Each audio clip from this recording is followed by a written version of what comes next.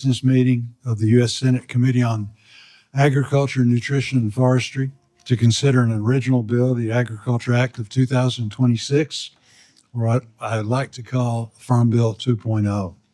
Before I begin my formal comments, I would like to recognize my friend and colleague, Senator Mitch McConnell, who continues his recovery and is unable to join us at today's business meeting. I spoke with Senator McConnell yesterday. I know how much he would have wanted to be here to advocate for Kentucky's farmers and rural communities. Throughout his career, Senator McConnell has been a steadfast champion for the Bluegrass state's agricultural producers, advancing policies that expand opportunity, strengthen rural America, and enhance the competitiveness of American agriculture. He served on this committee his entire tenure in the Senate, and this is the 8th farm bill he has helped shape. Few members bring the depth of experience and institutional knowledge that he does, or better understand how important this legislation is to America's farmers, ranchers, and rural communities. His leadership has helped deliver meaningful solutions for the men and women who work every day to feed, fuel, and clothe our nation. We wish him a full and speedy recovery, and we look forward to welcoming him back to the committee soon. During this journey of drafting a new farm bill, I've visited with many states. While I was in North Dakota with Senator Hoeven, as you all know, a good friend of all of ours, a woman told me that we need to put more farm in the farm bill. That statement stuck with me and has served as a mantra during this process. Last year, we answered the call for more farm in the farm bill through the Working Families Tax Cut Act.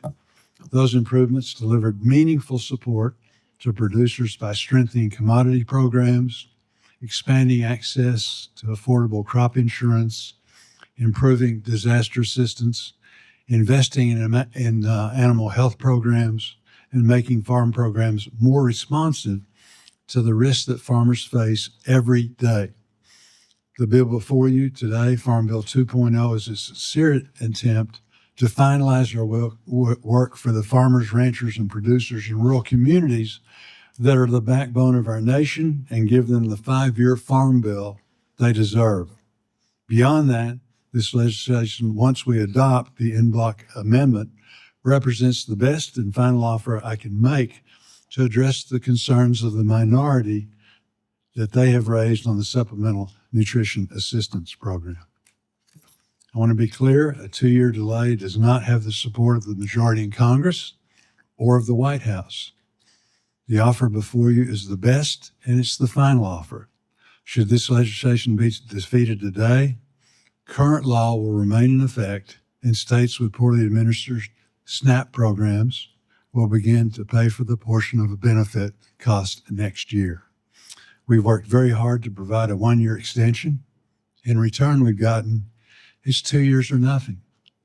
And by the way, we don't even discuss the farm bill until you give us 2 years. How's that taking care of hardworking families trying to make a living in farm country? In the last year, Arkansas has had more farm bankruptcies than the last 4.5 years combined. Thanks to the efforts of Senator Fisher, Thune, Capito, Daines, and again, many of you around this table, people like Senator Grassley.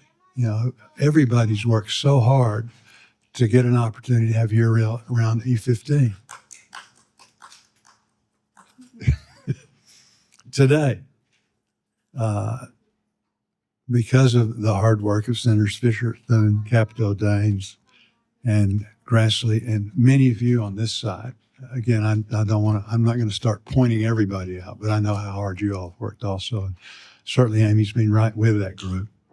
But we've got a chance today to pass, for the first time out of committee, the legislation that will authorize the blending of E15 year-round. I'm proud of the bill we put together. It builds on the House-passed Farm Bill. This is the best opportunity to do good things for our farmers, rural communities, and the future of agriculture. This bill incorporates more than 100 bipartisan bills and priorities from my colleagues, with feedback from farmers, ranchers, and rural community leaders. We took great effort to craft a bipartisan product that reflects the needs and ideas of producers from every region of the country.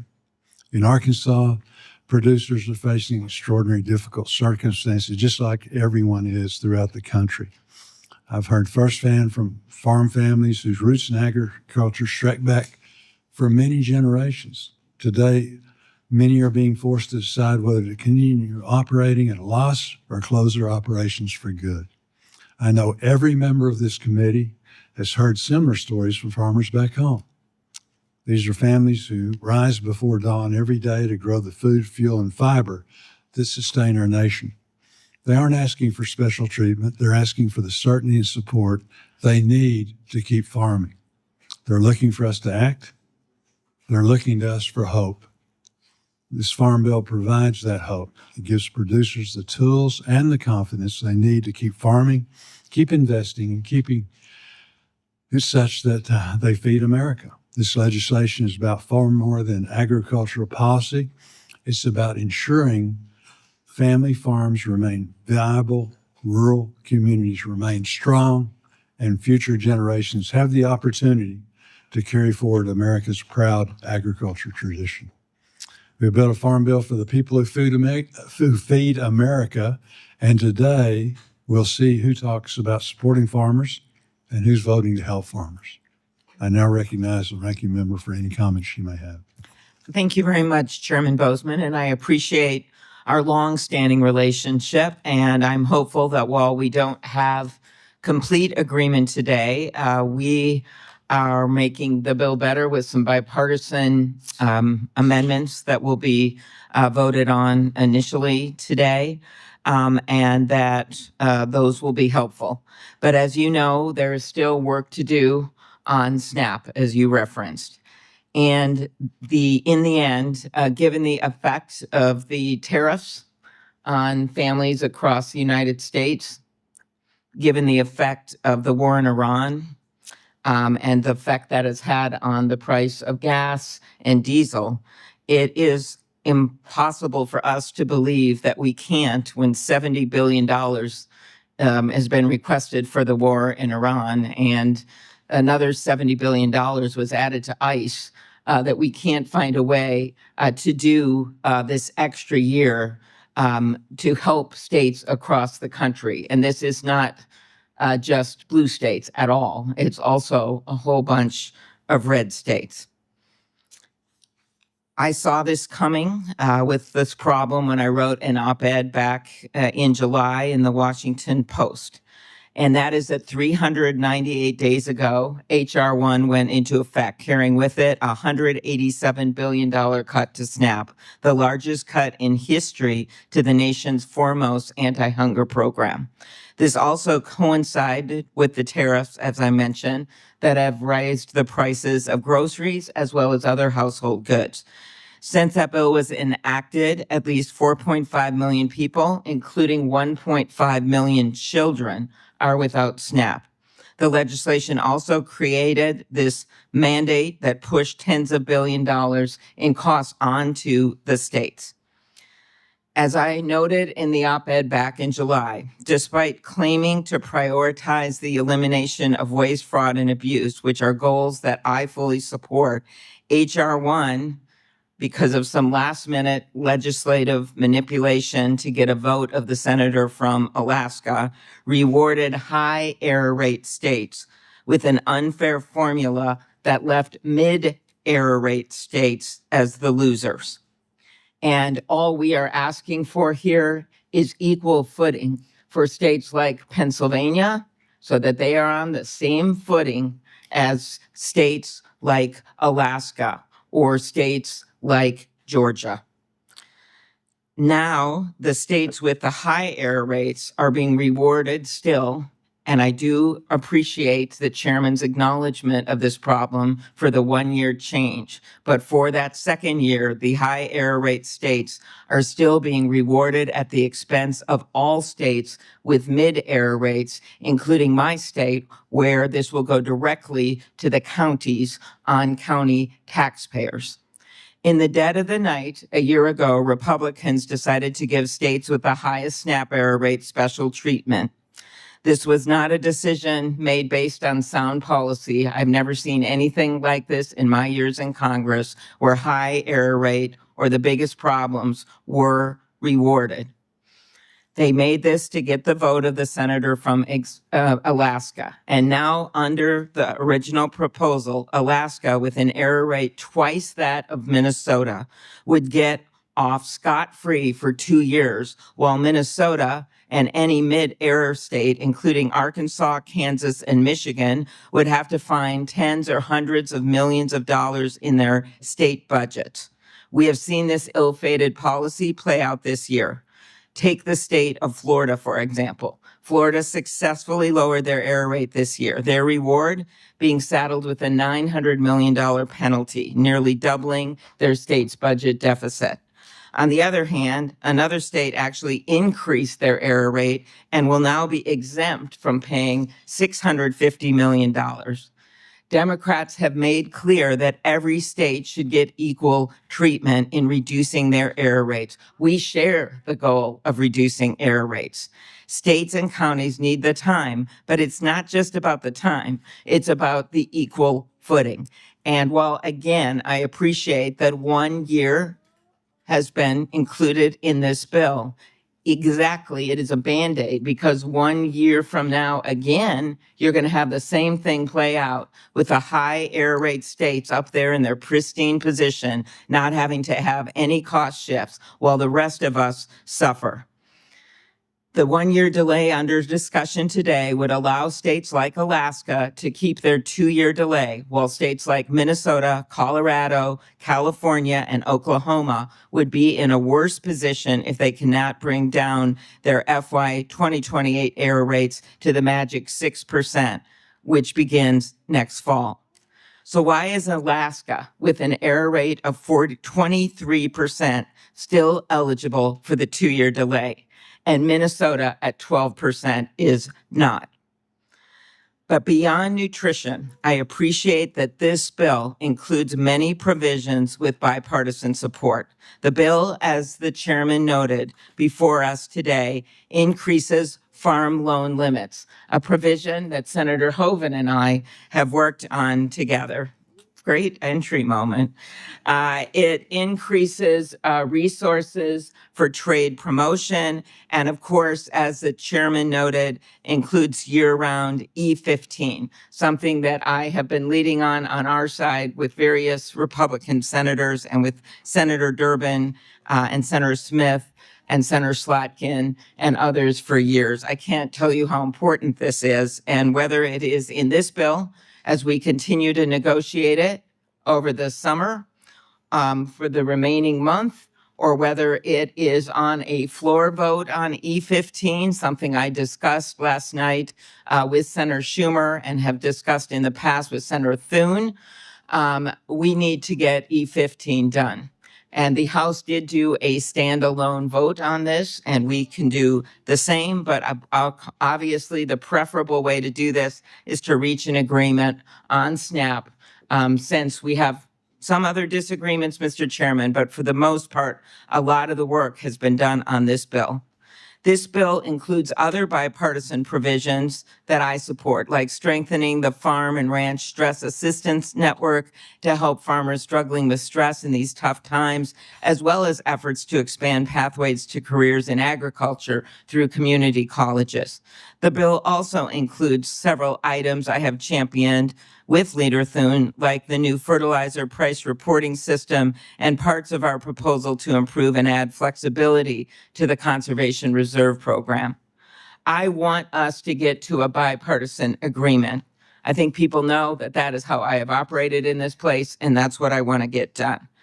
That includes working together to make improvements to provisions in this bill, including conservation, that will benefit our farmers. But first and foremost, that includes addressing this ridiculous situation where still in year 2, the high error rate states get off scot-free and the mid error rate states are left to have all this money put on their state taxpayers, or in my case and a few others, their county taxpayers.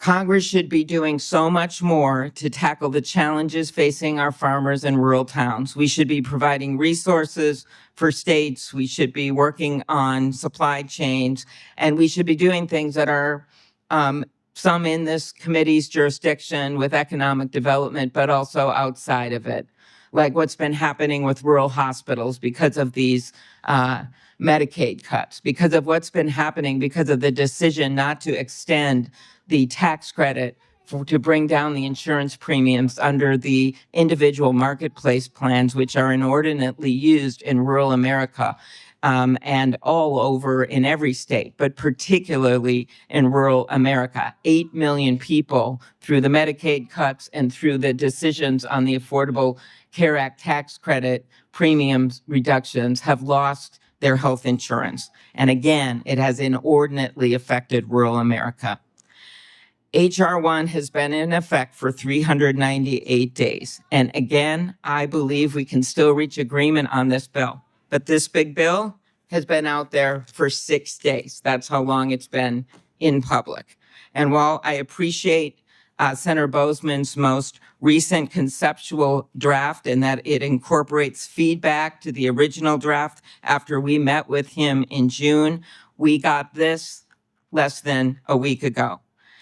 There still needs to be work, and we have narrowed our areas of negotiation like you would do in any negotiation to some key provisions. And of course, the most important thing for us, as we said in our letter in June, every one of us on this committee from very different ideological stands and very different states have made it clear that we're not going to allow this situation to continue to exist for a year extra where states are treated differently and are not on equal footing. I appreciate the effort to bring us closer to an agreement, and I hope that when all is said and done today, we do not leave divided. Instead, we leave united in our plan to find a compromise that will bring the votes to get this done. Thank you. Thank you very much. Before proceeding to legislation, without objection, letters to the sense of the committee regarding the legislation we are considering today will be included in the record. Without objection, members will be permitted to submit their statements regarding today's legislation for the record. Finally, without objection, we will consider all amendments by title. The committee will now proceed to consider the Agriculture Act of 2016. I'm pleased that over the last week, we have been able to incorporate a number of additional member priorities in the form of an en bloc package that include the following amendments. Bozeman number 1, technical amendments plus the CARD Act, plus Fertilizer Transparency Act clarification. Bozeman number 2, nutrition, choice of error rate fiscal year 26 or 7, savings reinvested into TFAP. Justice number 1, hot rotisserie chicken in SNAP. Moran number 1, food for peace. Hoven number 1, prairie dogs. Hyde-Smith number 1, cool seafood. Hyde-Smith number 4, ROPS. Hoven number 3, state conservation. Justice number 2, the Flood Act. Justice number 3, Farm Credit Rural Housing Study. Grassley number 1 is modified fertilizer. Grassley number 2, CFTC whistleblower. Fisher number 1, conservation, countries of concern. Tuberville, timber block grants. Thune 2 with Thune 2, second degree, voluntary update. McConnell 1, White Oak NRCS initiative. Lujan, farmer to farmer. Fetterman, CHIP EBT cards. Bennett, 16, RUS. Schiff 11 with Schiff 2, second degree, healthy lungs. Schiff 9, CREP. Schiff 20, specialty crop definition. Schiff 19, National Clean Plant Network. Warnock number 10, 1890 Centers of Excellence. Warnock number 1, David Scott Scholarship Program. Durbin number 8, Shawnee Lands Update and Technical Correction. Slotkin number 2, Cybersecurity Risk Assessment and Emergency Simulation Exercise. Warnock number 11, Ayers Property. Warnock number 2, Benton McKay Trail Study. Smith 14, Community Facilities Lending. Welsh Tier 1 DMC. Booker number 10, Office of Small Farms. Slotkin number 5, Fifth R Funding. Lujan 8, Modified LPA. Without objection, I move that these amendments be adopted en bloc. Mr. Chairman? Yes. Thank you for your work and our staff's and your staff's work on this. And there are a lot of amendments included in this en bloc that I support. Increased funding to food banks who are working to meet record demand. Thank you for that. Funding local food purchases from small and mid-sized farms. Investments in the Foundation for Food and Agriculture Research. Assisting our small dairy farmers with free basic coverage under the Dairy Margin Coverage Program, making sure small farmers have a seat at the table, allowing for hot rotisserie to be purchased with SNAP dollars. This is popular and affordable option, and I'm glad that this amendment was included. There's also an amendment in this from Senator Thune allowing for a limited expansion of base acres, something I know we care about very much. Finally, I share a desire for the USDA to succeed in operating Food for Peace with Senator Moran and others, and his language is a strong start in giving the USDA the authority it needs and Congress the information and oversight roles that it requires. But it's not quite there yet. And while I am supporting this overall package, I ask that Chairman Bozeman and Senator Moran commit to continuing to work with Senator Shaheen at her request and me on a bill that we can all agree on that will set up the Food for Peace program to succeed and save lives around the world. But as we proceed on that, I am supporting this amendment, even though it is by voice vote. Thank you. No. Thank you very much. And I agree. I think you summed up the Food for Peace issue very, very well. We're committed to working out some kinks, but I think we're in the process of getting there. So we're going to do this by voice or? Yeah. Okay. All those in favor say aye. Aye. Those opposed, no. And it is carried. Senator Moran. Mr. Chairman, in response to Senator Klobuchar and others, let me first, before I express what she wants to hear, which I will, I want to thank you and your staff for working with me on this amendment to transfer Food for Peace from USAID, from the State Department to the Department of Agriculture. This language is a product of months of work with members of staffs on both sides of the aisle, authorizers and appropriators alike, all committed to preserving this historic and valuable program.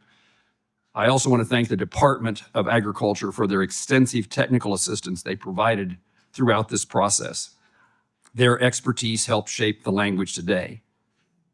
Food for Peace is on a temporary basis, in a sense on loan from the State Department to the Department of Agriculture under an agreement that both Secretary Rubio and Secretary of Agriculture both support. This program is important, I hope, to all of us in this room and all of us in the Senate. Its creation came years ago at a Farm Bureau meeting in St. Francis, Kansas, on the Colorado and Nebraska borders, where a farmer said, look at all this grain we have sitting here, and there are hungry people around the world. And it worked its way up the process and became legislation and passed into law, signed by President Eisenhower, now a long time ago. It is well regarded in our state, and I assume well regarded in yours. It demonstrates the generosity of Americans. It's the best of American agriculture. It's why I tell farmers that they have a noble profession, feeding a hungry world. In one of my numerous midlife crises, I decided I was going to use my time in the United States Senate and my time in the United States House being involved in the Hunger Caucus, both domestic and global. And I want to make sure that this program fulfills the needs. It benefits farmers and ranchers, but it fulfills the needs of hungry people. And I want to make sure that my moral commitment to seeing that that occurs continues to occur. It demonstrates, the generosity of American agriculture in our nation.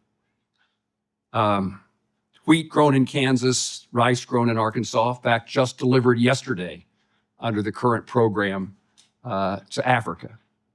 It is examples, but it's commodities in everyone's states, not just those. And it has fed millions of people while creating markets for our producers. The success of this program depends upon the American farmer, and it seems to me no one knows the American farmer better than USDA as far as a federal government agency. And over the past year, under an interagency agreement, the Department of State, USDA, has demonstrated that it has both the expertise and capacity, the capability to deliver commodities to countries around the globe. This language provides what USDA currently doesn't have: the certainty to ensure the program continues to operate effectively and efficiently for years to come. This Farm Bill represents our opportunity to provide that stability.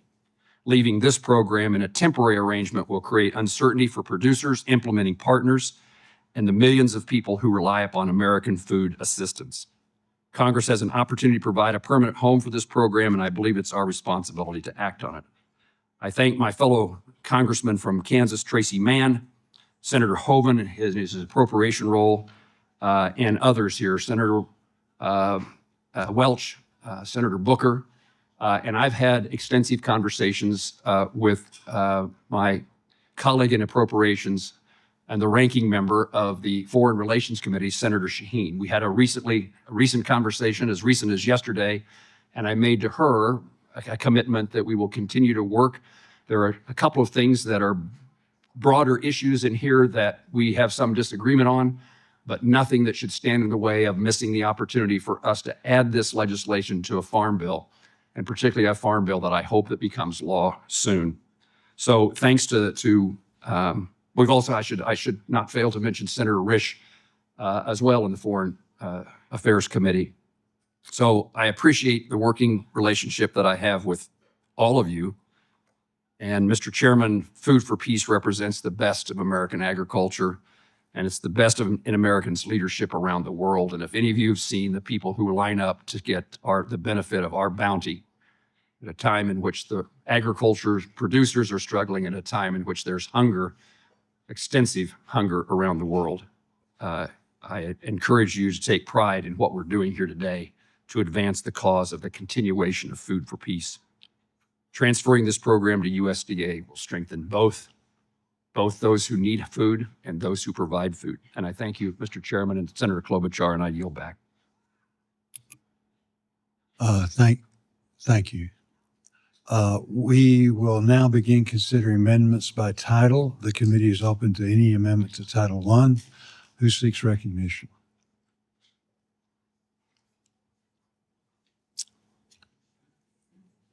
Mr. Chairman? Yes, sir. Mr. Chair, I ask to be recognized to call up my amendment, Lujan 5, and have it considered for a vote. Yes. Mr. Chairman, I want to start by thanking Senator Slotkin and Schiff and for all of the offices that we were able to have conversations with about the importance of specialty crops. Mr. Chairman, I'm reminded that every one of us in all of our states, we have specialty crops. And we all love the specialty crops that we raise, and we often try to share them with one another. Today I brought a few pecans around, and so I hope to continue to share them as well with others. Now, this amendment is important because my home state of New Mexico produces many of the specialty crops that many of us love and some of us eat on a daily basis, from a world famous chili to the onions that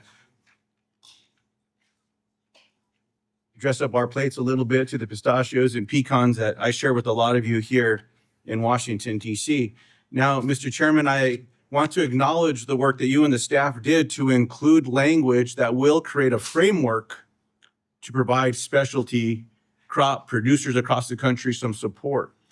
The reason for this amendment, though, is the language currently in the Farm Bill stops at that. It creates a framework, but there's no requirement for that framework to be utilized down the road, and there's no funding. And the last time that President Trump moved funding for producers across the country, some 12 or 13 billion dollars, about $1 billion was set aside for specialty crop producers.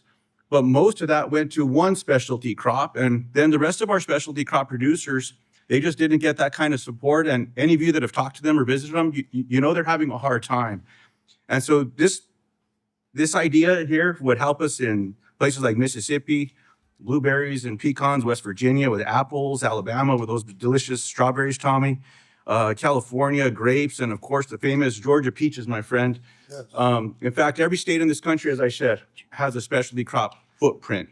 So from the rising costs of oil and gas to, especially that diesel that is just pushing so many folks right now.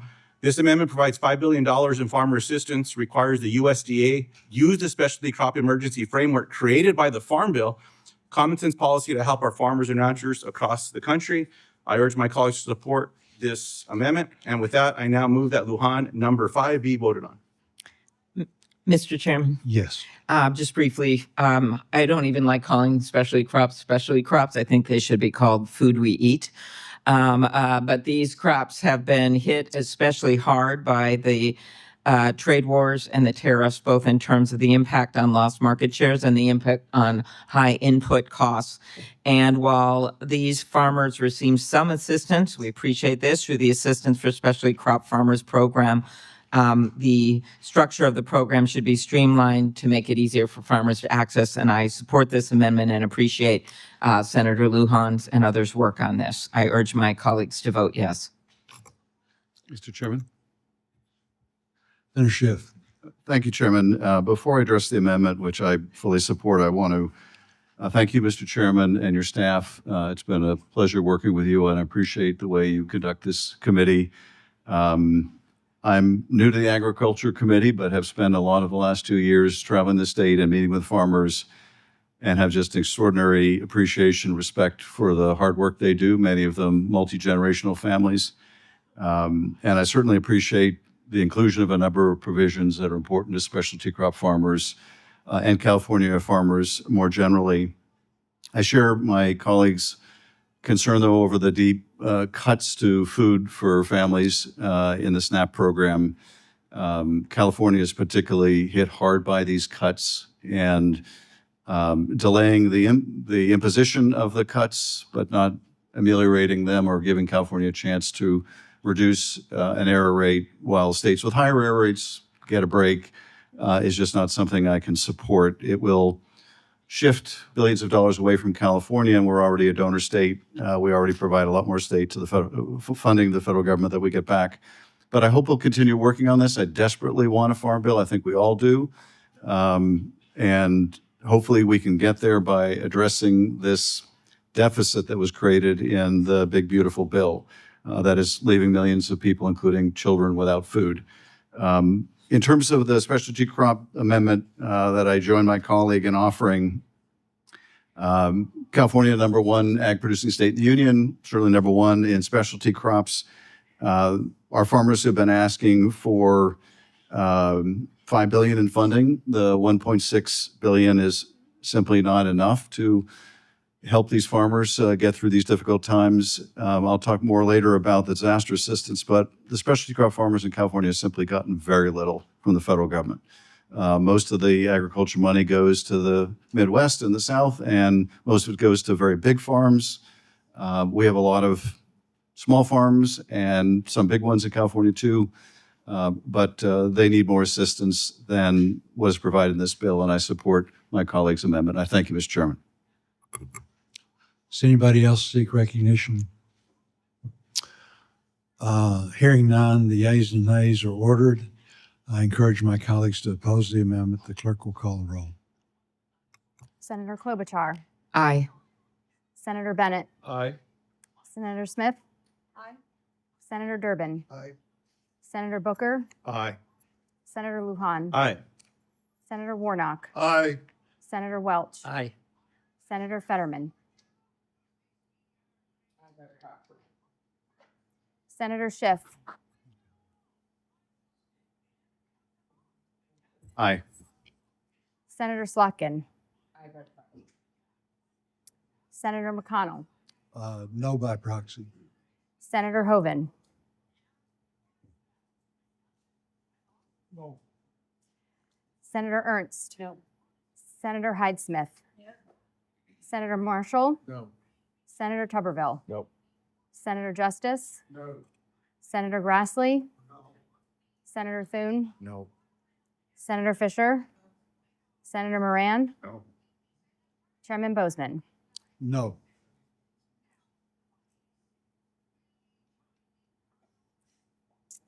The ayes are 11, the noes are 12. The ayes are 11 and the nays are 12. The amendment fails. Is anybody else recognized with Title I? Chairman, Yes, sir. I'd like to call up, I'd like to be recognized to call up my amendment, Welch number 17, and have it considered for a vote. Without objection. Yes. Thank you. And first of all, I think I want to say something on behalf of all of us, and that's a thank you to our staff, your staff, Mr. Chairman, Madam Ranking Member, your staff, and all of our staffs. I was home last night having dessert, and emails are coming in and problems are getting solved. I have a nightcap. Emails are coming in and problems are getting solved. I don't know how our staff did it, but I gave myself a lot of credit. So thank you, the staff, for working so incredibly hard. What exactly was the nightcap, sir? It was bourbon. It was from Tennessee. But the serious question that we are grappling with, and we don't have all the tools we need to do it, is the reality that American agriculture is really in crisis. You know, our farmers are creating an immense amount of wealth. They're just not getting any of it. And when I saw the graph from the Secretary of Agriculture that 11 major commodity crops is costing more to plant and harvest than it is the revenue that our farmers get, that is not a sustainable situation. And that's the existential challenge that I think we have in this committee to restore the vitality of American agriculture. One of the things of concern to me is that some of the commodity programs, the support goes to people who don't drive tractors.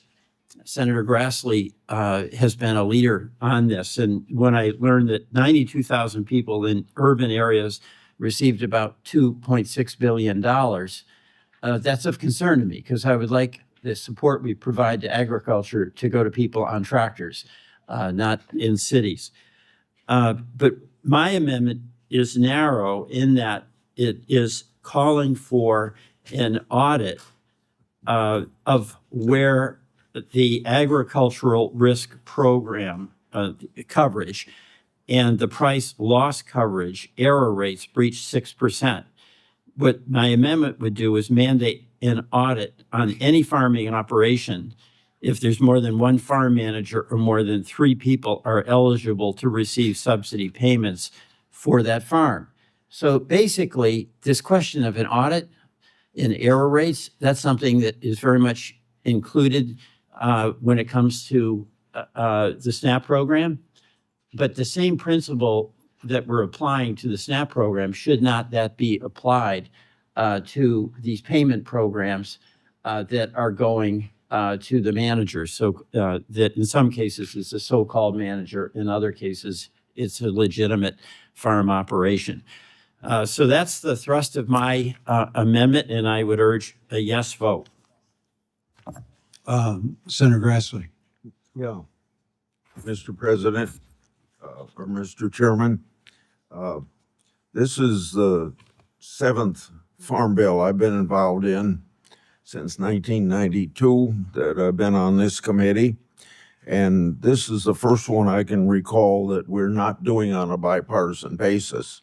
Now, I have been talking with Senator Welch for months about several pieces of legislation along the lines of making sure just legitimate farmers get it.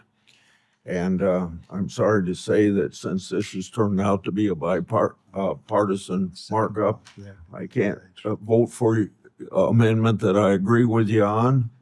And I'm sorry to say that because I think you and I believe that people that are actively engaged ought to be the only ones receiving farm payments.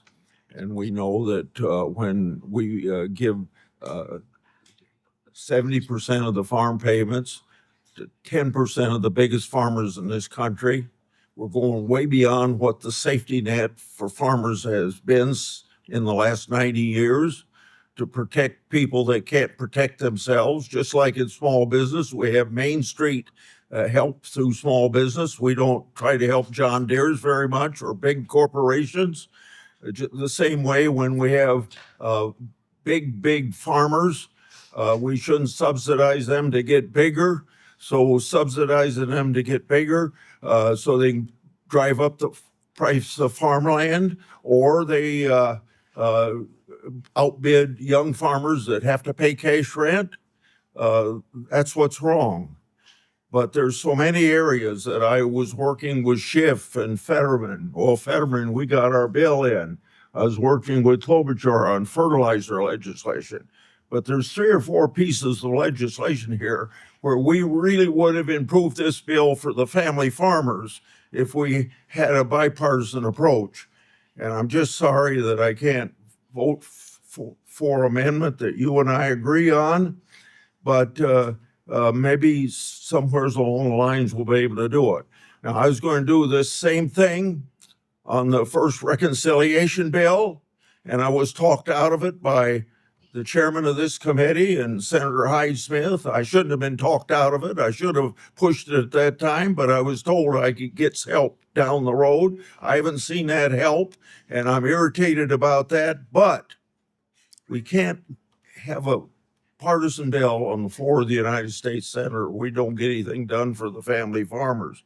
And there's so much we could have done along the lines of what you and I have been trying to do, because we should be helping those farmers that can't help themselves. And when you're farming 50,000 acres of farmland, we shouldn't subsidize you to get bigger. We shouldn't subsidize your cash rent so you can squeeze out other farmers. We got to be helping young people to get into agriculture. The average age of farmers in America is 58 years. We got to encourage young people to get in.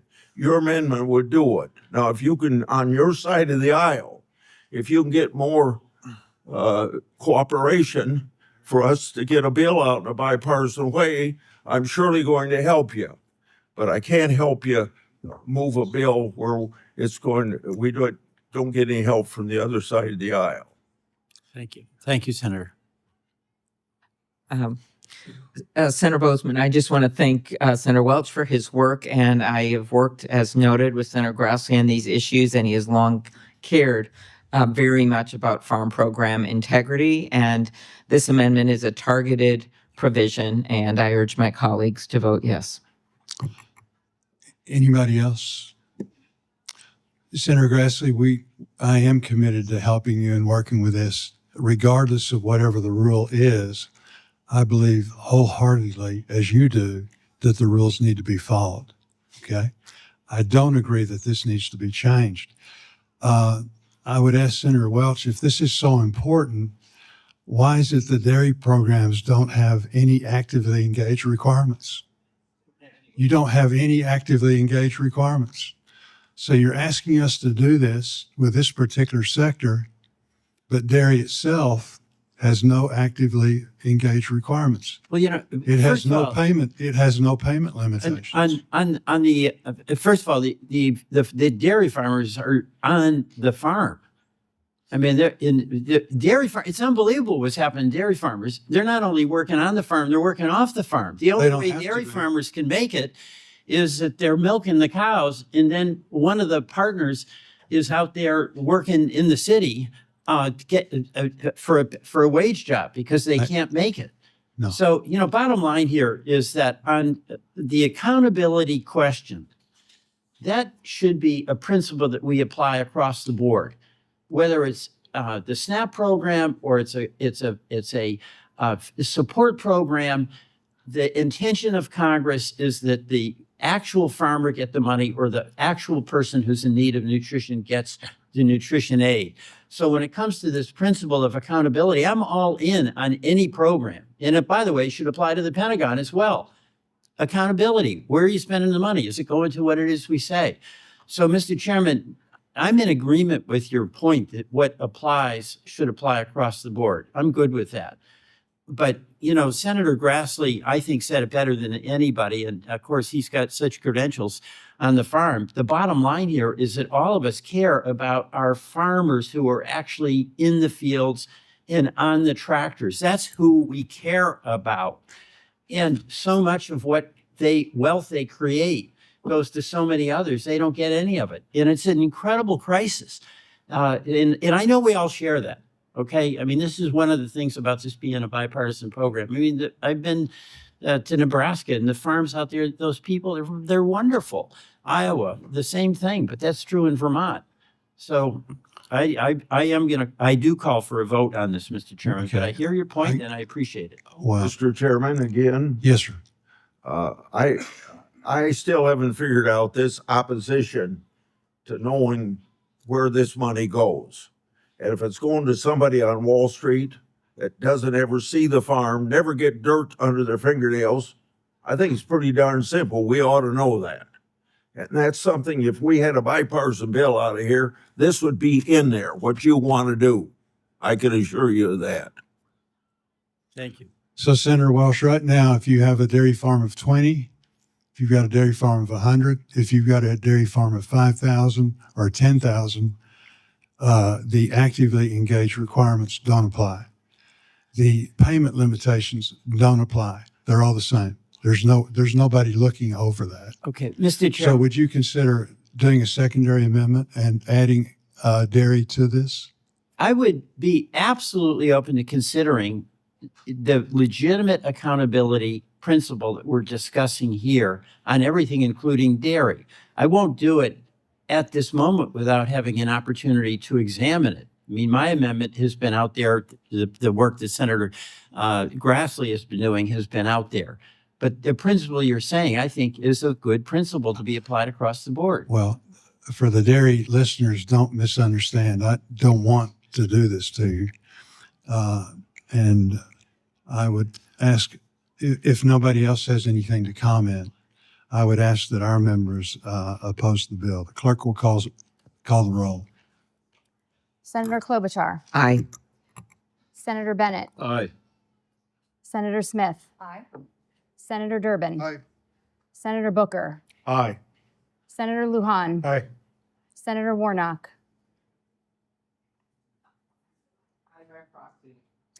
Senator Welch. Aye.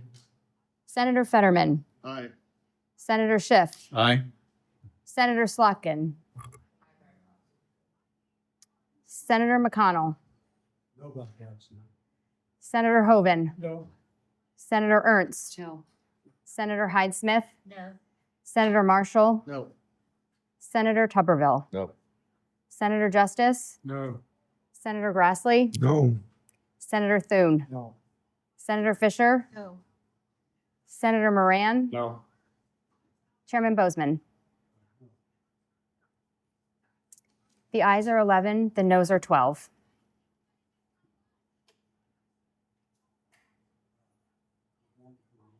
As reported, the amendment fails. Does anybody else have? Yes, Senator Schiff. Thank you, Chairman. Asked to be recognized to call by amendment Shift 2, co-sponsored by Senator Booker. Yes, without objection. Mr. Chairman, members, states across the nation experience natural disasters resulting in substantial damage to their farms. In 2024, Congress approved $21 billion in disaster assistance to producers. It also allowed funds to flow from USDA to states via block grants. This block grant authority has largely been replicated in Section 1305 of the underlying bill and is the subject of my amendment. Despite Congress making assistance available for all eligible disaster events, USDA activated block grants nearly exclusively, almost exclusively to states that experienced hurricanes. Eligibility criteria and data requirements were not made public, impeding the ability of states to participate and have some transparency. USDA did not make publicly available finalized block grant agreements. California, despite being the largest agricultural state in the union and its farmers experiencing repeated and painful disasters, did not receive a single block grant. Block grant programs are not new and exist across multiple federal agencies. However, this recent block grant undertaking by USDA lacked the accountability and transparency features of these programs. We should intend to give permanent statutory authority to USDA to issue block grants for disaster release, and we should practice good governance and lay out a predictable framework. My amendment ensures accountability for taxpayer-funded relief to states. It requires transparency both in the process of determining state and natural disaster eligibility and how states will administer awarded funds. Section 1305 of the bill creates a permanent authority for USDA to issue state block grants, but I believe this committee should prescribe further core structural requirements similar to other federal block grant programs. We should want reasonable fiscal responsibility and transparency for American taxpayers, and to know that all of our home states have a fair shot at relief when producers when disaster strikes. We've seen, with respect to any number of federal grant programs, improper considerations being given to who gets, what states get them and what states don't. It's simply not credible that California, with all the disasters we've experienced, wouldn't qualify for a single disaster grant. So this would provide some structure and accountability and transparency of the program. Having said that, Mr. Chairman, and given the nature of the markup, I am going to withdraw the amendment, and I appreciate consideration when we move forward, I hope in the future, with a bipartisan markup. I thank you, Chairman. Oh, thank you, Senator Schiff, and we are more than willing to work with you on this again to make sure that these things are administered fairly. It's the bottom line. Does anybody else have an amendment?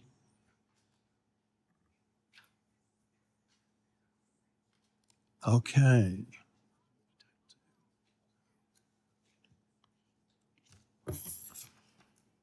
We will proceed to Title II. Are there any amendments to? I'm sorry. Yeah. I'm sorry. Okay, yes, sir. Let's go to Title II. And again, does anybody have an amendment? Yes, sir. Amendment, Bennett First Degree Amendment number 6, and ask for it to be considered for a vote. So ordered. Yes, sir. Thank you, Mr. Chairman. I want to thank you and the ranking member for holding today's markup. As you said, Mr. Chairman, we're considering this farm bill at a moment of real crisis in rural America. The headwinds have never been stronger. Producers are facing weak prices and higher costs while losing export markets by the day. Drought and wildfires are threatening the rural way of life, not just in the West, but all across our country. Rural Americans are asking themselves whether their family farms and ranches are going to survive and whether the next generation will be able to take over. I met last week with Colorado sugar beet growers who stand to be wiped out this year by the combination of drought and falling prices. They are desperately wondering, like farmers and ranchers all over America, whether the cooperatives, processors, and small businesses that they depend on will still exist at the end of this year or next year. And in the middle of all that, we're being asked to vote on a farm bill that fails to address many of the real challenges that rural communities are facing today. I used to say, thank God the Agriculture Committee still exists, because this was one of the last places in the Senate where Democrats and Republicans could still work together. While every other committee in this place buckled under the pressures of partisanship, the Ag Committee stood as an exception to that. And that's been a choice, and it's one that all of us here are going to have to make going forward about whether or not we're going to take seriously our generation's responsibility to rural America. The only way to demonstrate that is by approaching our work in a bipartisan manner. And I know there's been a lot of bipartisan work done on this bill, and I appreciate that. But unfortunately, we're not there yet. We've done little to confront the basic fact that the Farm Bill policies of the past are no longer working, as Chairman Grassley said.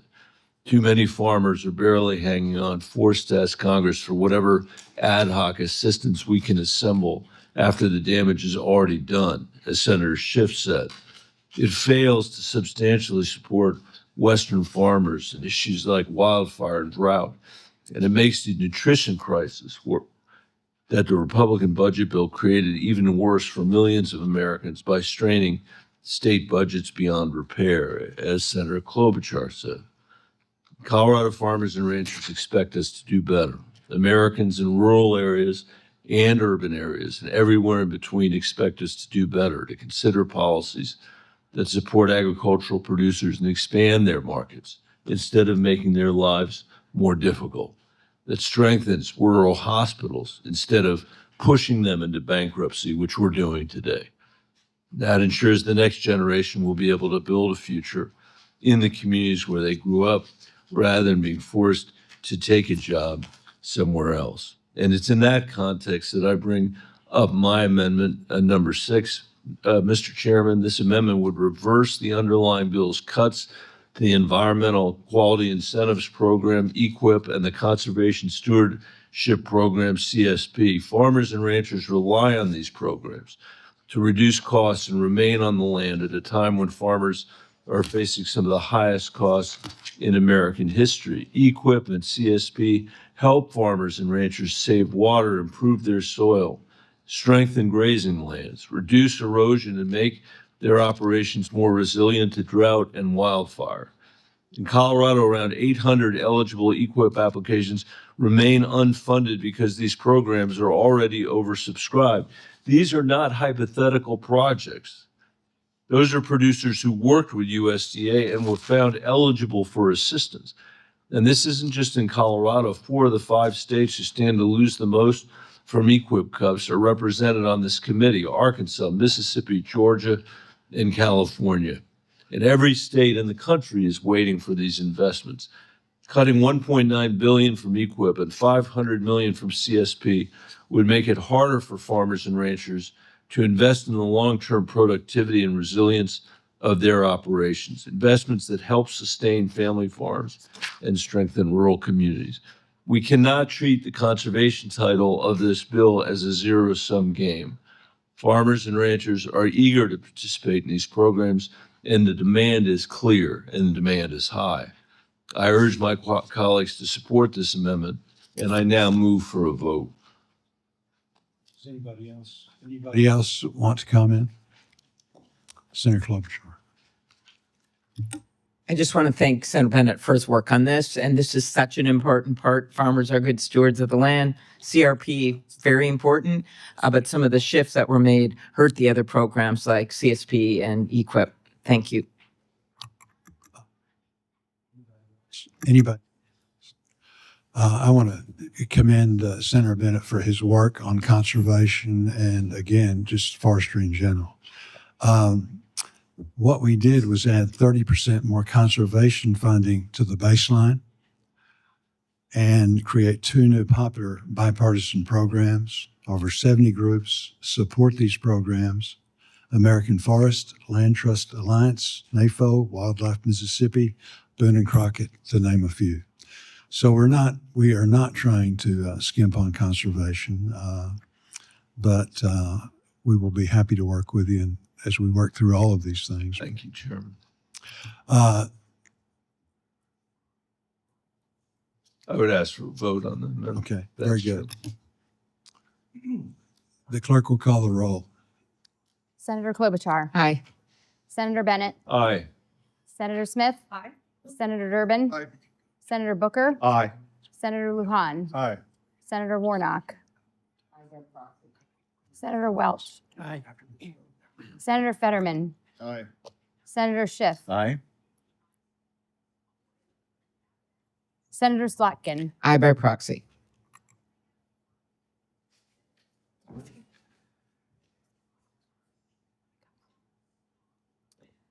Senator McConnell. No by proxy. Senator Hoven. No. Senator Ernst. No. Senator Hyde-Smith. Senator Marshall. Senator Tuberville. No. Senator Justice. Senator Grassley. No. Senator Thune.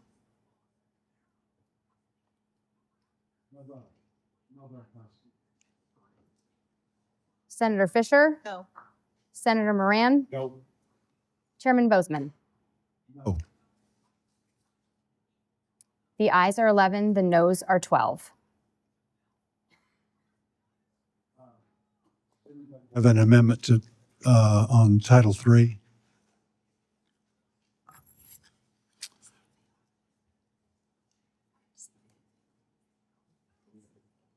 Okay. I'm sorry. As reported, the amendment failed. Does anybody have an amendment on Title III? Okay. If not, we're moving to Title IV. Does anybody have an amendment there? Mr. Chair. Senator Smith, you're smart. Thank you. Thank you very much, Mr. Chair and Ranking Member. I want to just also add my thanks to the Chair and the Ranking Member and to your staffs for all of the work that I know you have done to get as close as possible in this round to a bill. And I appreciate that there are many bipartisan provisions in this bill. And I want to also strongly associate myself with the remarks of the Ranking Member on the importance of addressing just the randomness and the unfairness of the SNAP cuts, and particularly how those costs are shifted onto states. And I appreciate that, I hope we can continue to find a look for a path forward here. Mr. Chair, I would like to offer I asked to be recognized to call on my amendment Smith number 4, the FDIPR Tribal Food Sovereignty Act. Mr. Chair, you and I have spoken about these issues, I think, for actually many years. Over the course of many years, tribal nations around the country have come together to put together a slew of native farm bill provisions that have been almost all of them have been bipartisan and really focused on how we can make sure that the Farm Bill really meets and addresses the needs of Native people. And that's what this amendment is all about. This amendment is the FDIPR Tribal Food Sovereignty Act, which Senator Hoeven and I have co-led for many years. In the 2018 Farm Bill, on a bipartisan basis, we created the first ever self-determination authority at USDA with a demonstration program for this. Now, for those of you who don't follow this policy area closely, the DIPR stands for the Food Distribution Program on Indian Reservations. And what it is an alternative to SNAP. You can choose one or the other. And the FDIPR alternative is a monthly food package. What we found with this pilot project, which was passed with bipartisan support in 2018, is that if you give tribes authority to run their own programs, you get much better results, and it doesn't cost any more. And so what we are doing with this amendment would basically to take this pilot project and make it permanent. This amendment would allow tribes to run FDIPR for their respective reservations. And it would also help to address the significant supply chain disruptions that have left this strategy with shortages of food over the last several years. This is a big problem in the Biden administration.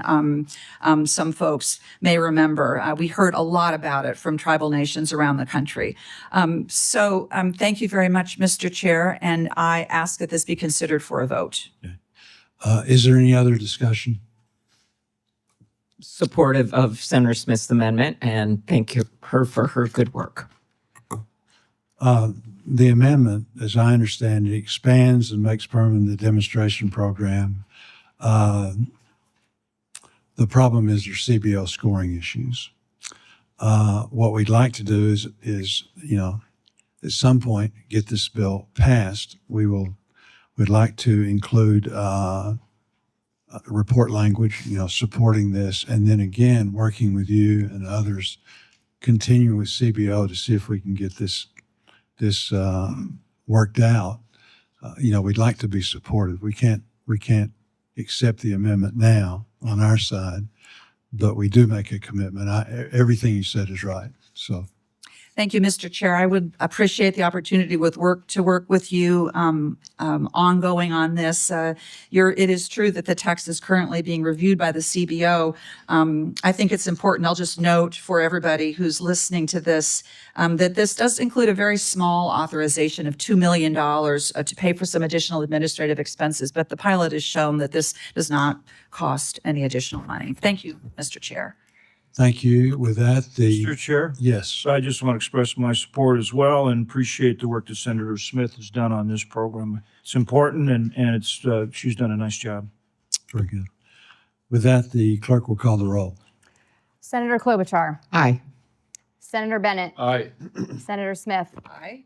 Senator Durbin, Senator Booker, Aye. Senator Lujan, Aye.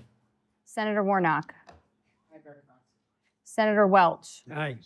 Senator Fetterman, Senator Schiff, Aye. Senator Slotkin, Aye by proxy. Senator McConnell, No by proxy. Senator Hoven, No. Senator Ernst, Senator Hyde-Smith,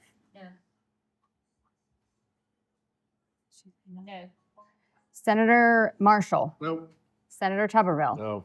Senator Justice, Senator Grassley, No. Senator Thune, Senator Fisher, Senator Moran, Chairman Bozeman. The ayes are 11, the noes are 12.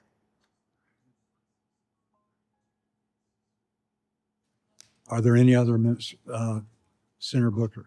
I'm really grateful, Mr. Chairman, to be recognized to call up my amendment, Booker number 11, to be considered for a vote. Since we passed the Farm Bill in 2018, this nation has seen something that should devastate us all. It should join us in a sense of urgency. We've lost 150,000 farms in our country. Most of them are small farms. I've talked to farmers across my state and across our nation who face extreme challenges at a time our nation faces a healthy food crisis also. Often when I get done with these remarks, people ask me if there are any examples of programs that actually address both of these crises. The example I often point to is a program that was built out of necessity when the USDA began investing significantly in a strategy where fresh food was purchased from local farmers at a fair price and delivered directly into local food banks and schools. In New Jersey, food bank shelves were lined with fresh fruits and vegetables that working families could access when they couldn't quite make ends meet. Farmers all across America have told me that this program saved their farms, literally, and gave them a fair price to grow healthy foods for their communities. But in 2025, the Trump administration suddenly ripped over $1 billion in local food contracts away without warnings, leaving farmers who had already planted crops out in the cold. They left schools with gutted budgets. They left food banks struggling to feed record numbers of hungry people. The cancellation was destructive. I believe it was a betrayal of rural America and our children. We continue to spend billions of dollars of taxpayer money on farm bailouts every year to keep the status quo afloat, but $1 billion a year on this program that actually keeps farms afloat by investing in small farmers and helps our local regional food systems suddenly is too expensive. This makes no sense to me whatsoever. Everywhere I go, farmers say they would rather put food on the plates of Americans than just get checks that don't have them in all participating in these local food systems. So my amendment is simple. It restores the $1 billion in annual mandatory funding so this investment in healthy food and healthy communities stays in place year after year. We must invest in our local farmers and find ways to feed our children healthy food. The LFPA and the LFS programs do both of these things. Mr. Chair, with that, It's Booker 6, I think, Senator Booker. I was corrected at the same time that Amy Klobuchar, 2 steps ahead of me always. It's Booker 06, forgive me. I asked that Booker number 06 be voted on and request a roll call vote, sir. Are there any other comments? Clerk will call the roll. Senator Klobuchar, Aye. Senator Bennett, Aye. Senator Smith, Aye.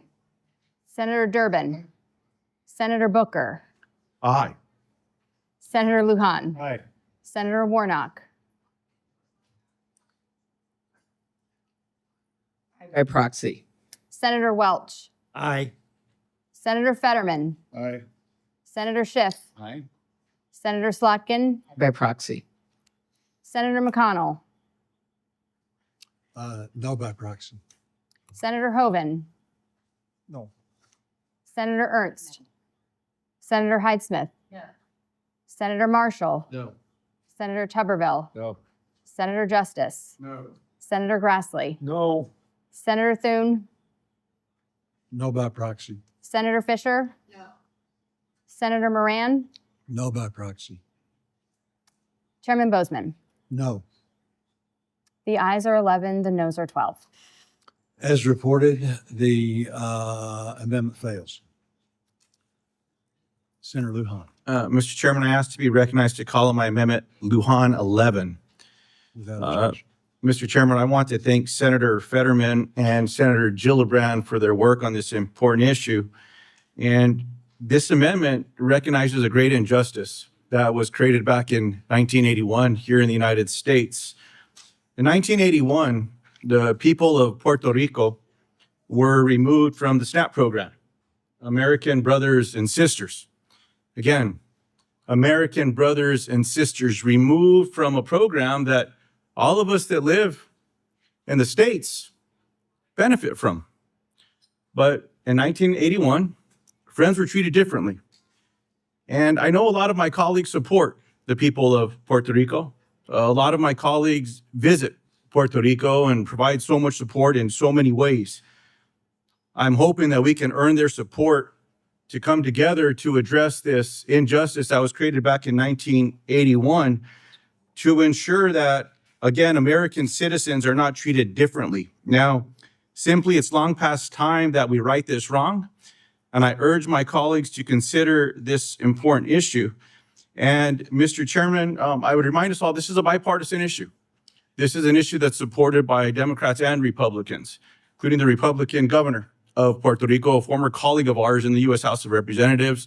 There's support by Republican colleagues in the U.S. House of Representatives as well. And Mr. Chairman, in hopes of working together to address this issue at this time, I withdraw this amendment.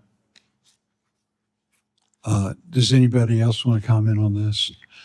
The only thing I would say is that I also visited with the governor and several other officials as they've come to this country to talk about this. It is a bipartisan issue. It is something that's very important.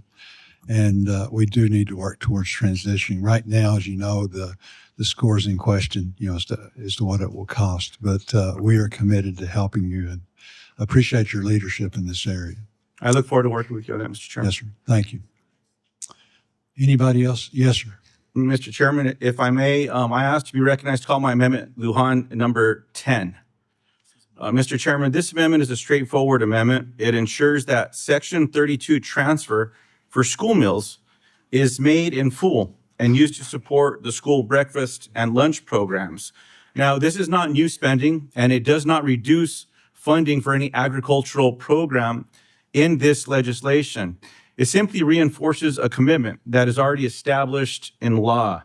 School nutrition professionals across the country continue to face financial pressure, with many reporting that reimbursement levels do not cover the full cost of serving meals to our constituents that are in school. Congress established the Section 32 school nutrition transfer for a reason. Schools depend on those resources when planning and operating their meal programs. Students depend on these food programs. I know how grouchy we get if we don't have that coffee in the morning, much less not being able to maybe even have a meal. I know that we all support our students, and I certainly hope this is something we can work towards as well. When Congress directs funds toward children nutrition, schools should be able to count on those dollars being available and delivered. Ensuring that happens is consistent with the intent of the law and with our responsibility to the children and communities that these programs serve and support. Now, Mr. Chairman, I would welcome your commitment to work with me before this bill reaches the floor to ensure the full Section 32 child nutrition transfer is protected and released in a timely manner. whether through report language, committee oversight, or another appropriate mechanism. I look forward to working together on this issue, and I would also appreciate language in the committee report reflecting the committee's expectation that funds designated for child nutrition programs remain available for that purpose. Now, having said that, Mr. Chairman, I withdraw the amendment and do not call it up for a vote at this time. We will be glad to work with you on this and again, as we go forward. Appreciate that, Mr. Chairman. And if there's no one ahead of me, Mr. Chairman, I have one that I will call up for a vote. Mr. Chairman, I ask to be recognized to call up my amendment, Lujan number 1, and have it be considered for a vote. Now, Mr. Chairman, as we're all aware, we've all been talking about this. Last July, there was a piece of legislation, I think it was Senate Bill 1, a big, beautiful bill that eliminated $187 billion from an important food program, the acronym SNAP that we're all familiar with and people across America are familiar with. This program, I believe, is the most effective anti-hunger program that we have for people all across America. And it's always been supported in a bipartisan way. Now, the $187 billion cut was a partisan decision. The decision splintered the coalition that is key for a bipartisan farm bill to pass out of this committee for 50 years. And I certainly hope that we can find a way to get there. Now, I would remind you all, you've all seen the charts, we've all seen the numbers. The vote today with the changes to SNAP is going to increase costs in every one of your states. And it's also going to make less available for food. Plain and simple, those are the facts. And I certainly hope that we can find a way to address that. If there's a 1-year delay, how about a 1-year delay that doesn't increase costs on our states as everyone's struggling to make sure people are fed, especially when food is more and more unaffordable. Now, every single Democratic senator sitting at this table today wants to see a farm bill passed in a bipartisan way, and I hope we can get there. I think the eloquence of Senator Grassley touched on it best. But in order to do that, we have to make an effort to fix what was broken. Senate Democrats have been clear from the very beginning of this process that we want a 2-year delay to this devastating SNAP cut. I want to see $187 billion put back in the program. That's where I start. Let's work together. Everyone tells me, you need to find a way to compromise and work together. This is one way to do it.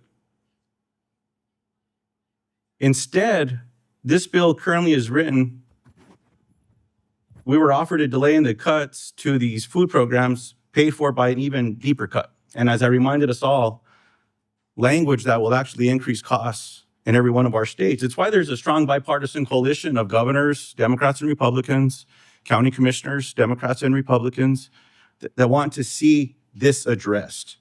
$187 billion wasn't enough. According to CBO, this bill before us today makes an additional $1.3 billion cut to the food program. So this is another vote now that will reduce access to food in all of our states as well.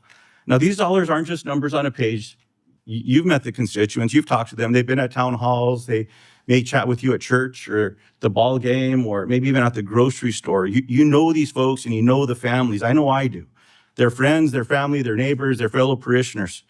Taking nearly $200 billion in purchasing power doesn't just hurt these families and these kids that need these programs. It's also the farmers and ranchers in our program. The eloquence of Senator Booker talking about how these food programs support local farmers and ranchers. I see a lot of great photos of many of us at farmers markets, buying local food and whatnot. There's going to be less people getting some of that local food and helping those smallest of farmers that are at these farmers markets as well. I mean, heck, in New Mexico, with some of these programs like Double Up Bucks and whatnot, people can get great lamb or beef, poultry, pork, in addition to fruits and vegetables. Like, it's a program that works incredibly well.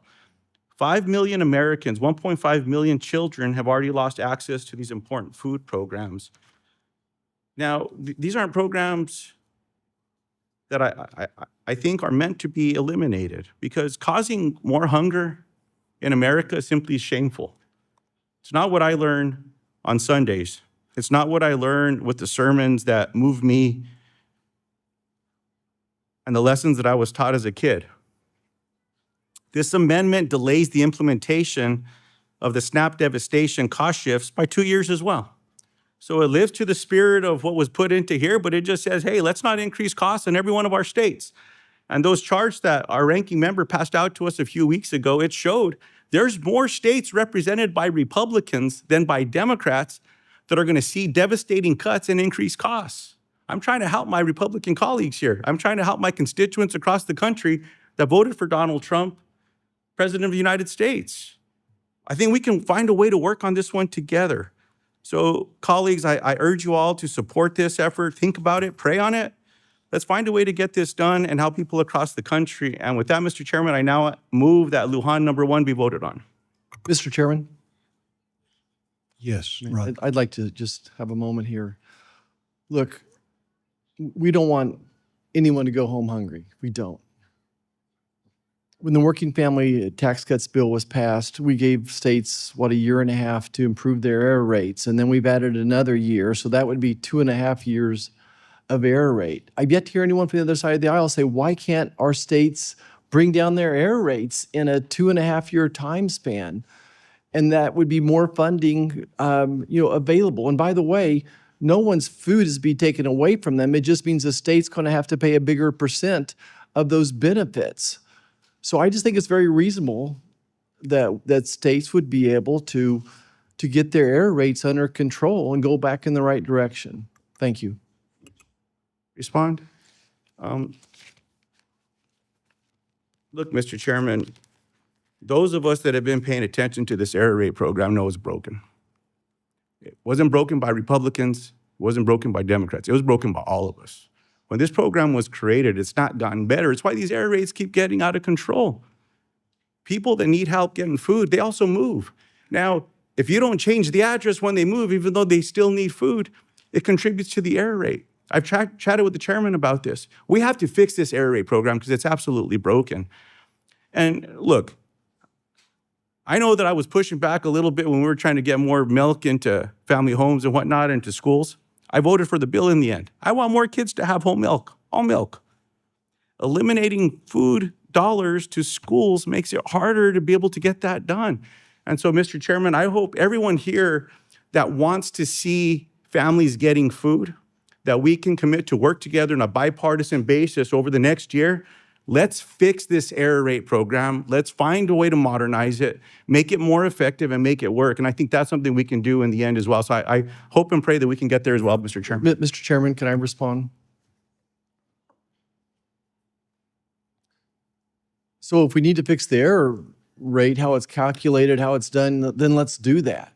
But again, I've not heard that solution, what that looks like. And I can't speak to every state, but I wish you'd calculate what percentage of kids in Kansas get free or reduced lunches. But now, most every school I see, they're getting free breakfast on top of it. And if you're doing activities, they're getting free dinner on top of that. And we're sending kids home with food as well. We're spending, I don't know, $150 billion a year on food programs when you put them all together. SNAP's one piece of that. And again, we just want to make sure that food, the dollars are going to the best way, getting to the kids. Unfortunately, I don't think SNAP is the best way to get food to people. I'm much more in favor of senior centers, school lunches, those types of programs where I know the SNAP dollars are being spent on hopefully healthy food. Thanks, Mr. Chairman. Mr. Chairman. So a lot of us around this table have been executives. I was an executive, and I came into a city with a lot of fraud and mismanagement, and cut the budget of, and I don't know if any executive here cut their budgets as much as I did. I cut my budget 25%. Literally laid off a quarter of my employees, made most of my departments more efficient. Let me tell you something about what I'm seeing with this so-called error rate problem. Since I read very closely what our USDA puts out, this error rate is not equivalent to a fraud rate. The USDA's own information says the error rate includes not only overpayments, but even underpayments. And what really bothers me, because I know I share values with people all around this table, most of us share the same faith, Matthew 25, you were hungry and I fed you. What frustrates me is that from January of 25 till now, we have seen hunger and food insecurity skyrocket in our country. We have seen our food pantries in every state have more demand, not less demand. And so, as a guy who is as experienced as anyone around this table in cutting fraud, waste, and abuse in the government, this is the wrong way to go about fixing the problem if you are seeing the very people that the program was designed to serve ending up more hungry. Now, I don't know if anybody else around this table lives in a census tract like I do below the poverty line. I live in a community that is poor. We don't mistake wealth with worth, but I live in the Central Ward of Newark, New Jersey, and my neighbors rely on these programs. And this isn't just showering people with money. These are pennies giving to families to afford healthy food. I'm appreciative of bipartisan things we've done to expand what you can buy with your SNAP payments and make more rationality and more sense to this program. But I'm seeing in New Jersey something that no one around this table wants, which is more people going hungry. And the pressure we're putting because of the way we're going about it, which to me is ham-handed, is not the best way to get at the problem, actually solve it, without the casualty being the very people, especially children, that everyone around this table is called both morally as well as politically that we should be serving. Thank you, Mr. Chairman. Mr. Chairman. To back up Senator Booker's point, I'd like to put on the record a letter from 30 faith groups opposing this bill as is, and I will repeat my statement that I truly believe we can get this done. And in answer to Senator Marshall's question, I was just looking at the error rates here, and Senator Booker had some good points about how they're calculating what happens, but despite the good work of the chairman and the acknowledgement that this is a problem, the way this was set up to get the vote of one senator from Alaska in the middle of the night, because it is just 1 year, when you go into the second year, this complete disparity exists. Because Delaware's error rate is 16%, and they get off scot-free for 2 years from a cost shift. Whereas, I'm just going to look at where some of the other states are here that are, just say, I'll take Oklahoma, 11%. They don't. And Michigan, they have a 9.89% error rate. And so what we are asking for is simply to not have a situation where one state that has double the error rate of my home state be able to get off scot-free for 2 years. There's just no way that any other program is set up that way. Nothing. You can't find anything in law that did something like that. And by doing the 2 years, you even the playing field so that all the states can bring down their errors in the same manner. And I would also like to enter into the record a letter from all of my counties. Some states did this on the local level. They've been doing their SNAP benefits so they can get closer to where the people there are. There are a number like that. It's not red or blue. In our case, this will be on county taxpayers. The only way they can do this is on property taxes. So that's why they are opposed to this draft. And once again, from the very beginning, I've said we are so close in our negotiations. We've got a number of these titles that I think we agree on. And we simply have to get through the tape by making some kind of agreement so that everyone's on the same playing field when it comes to reducing their error rates. Mr. Chairman, let's take a couple of steps back. I mean, this began with the Republicans cutting $187 billion out of SNAP. And food insecurity is a real problem in our country right now. It has been exacerbated by the Trump economy, the tariffs that are raising the prices on groceries, raising the prices on everything. And at the very moment when people are seeing their prices go up,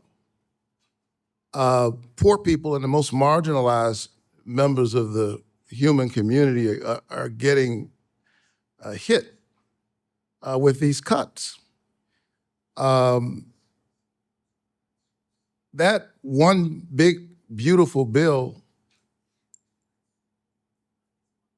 created food insecurity for some 4.5 million Americans.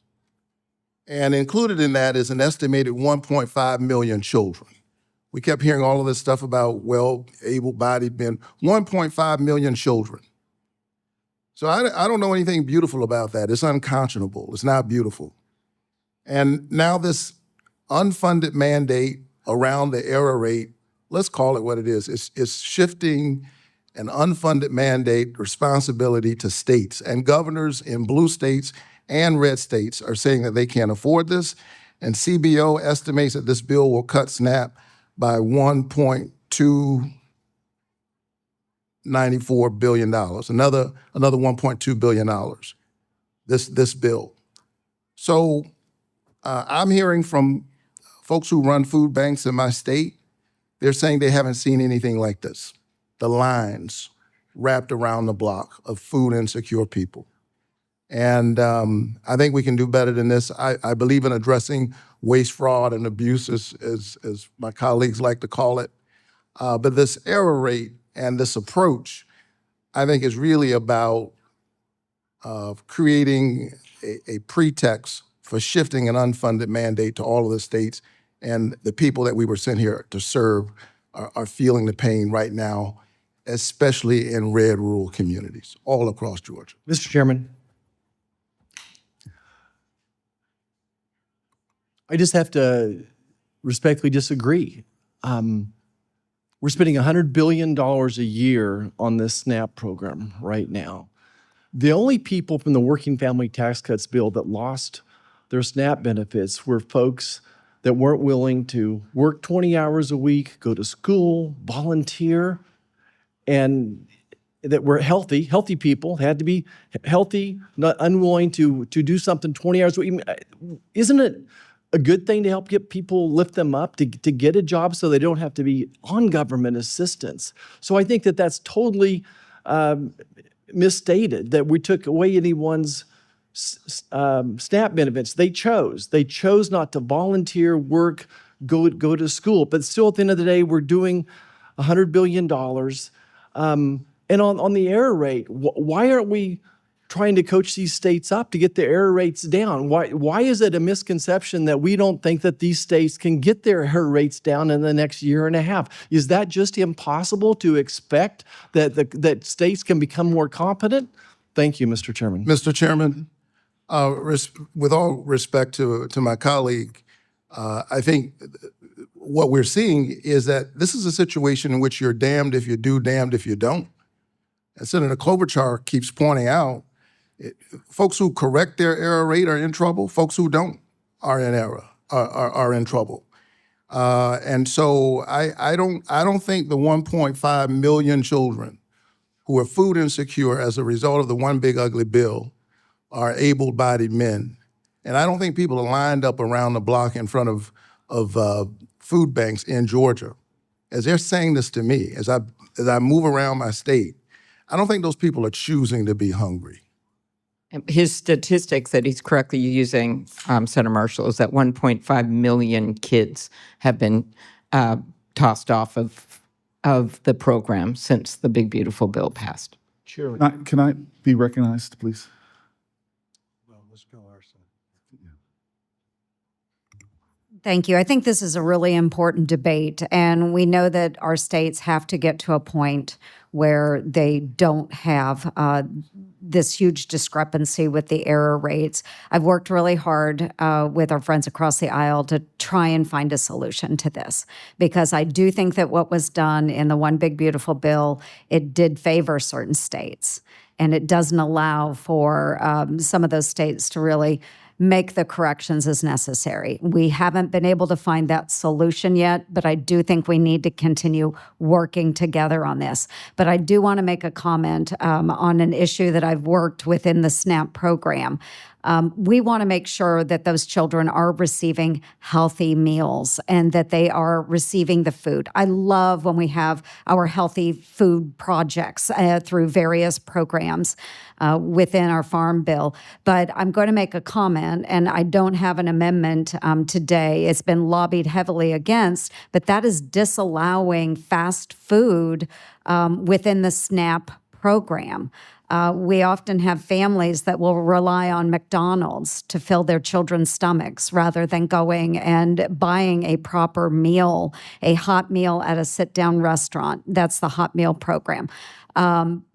We want to make sure that they are healthy meals and not just filling up on cheap, fast food, which is actually no longer cheap.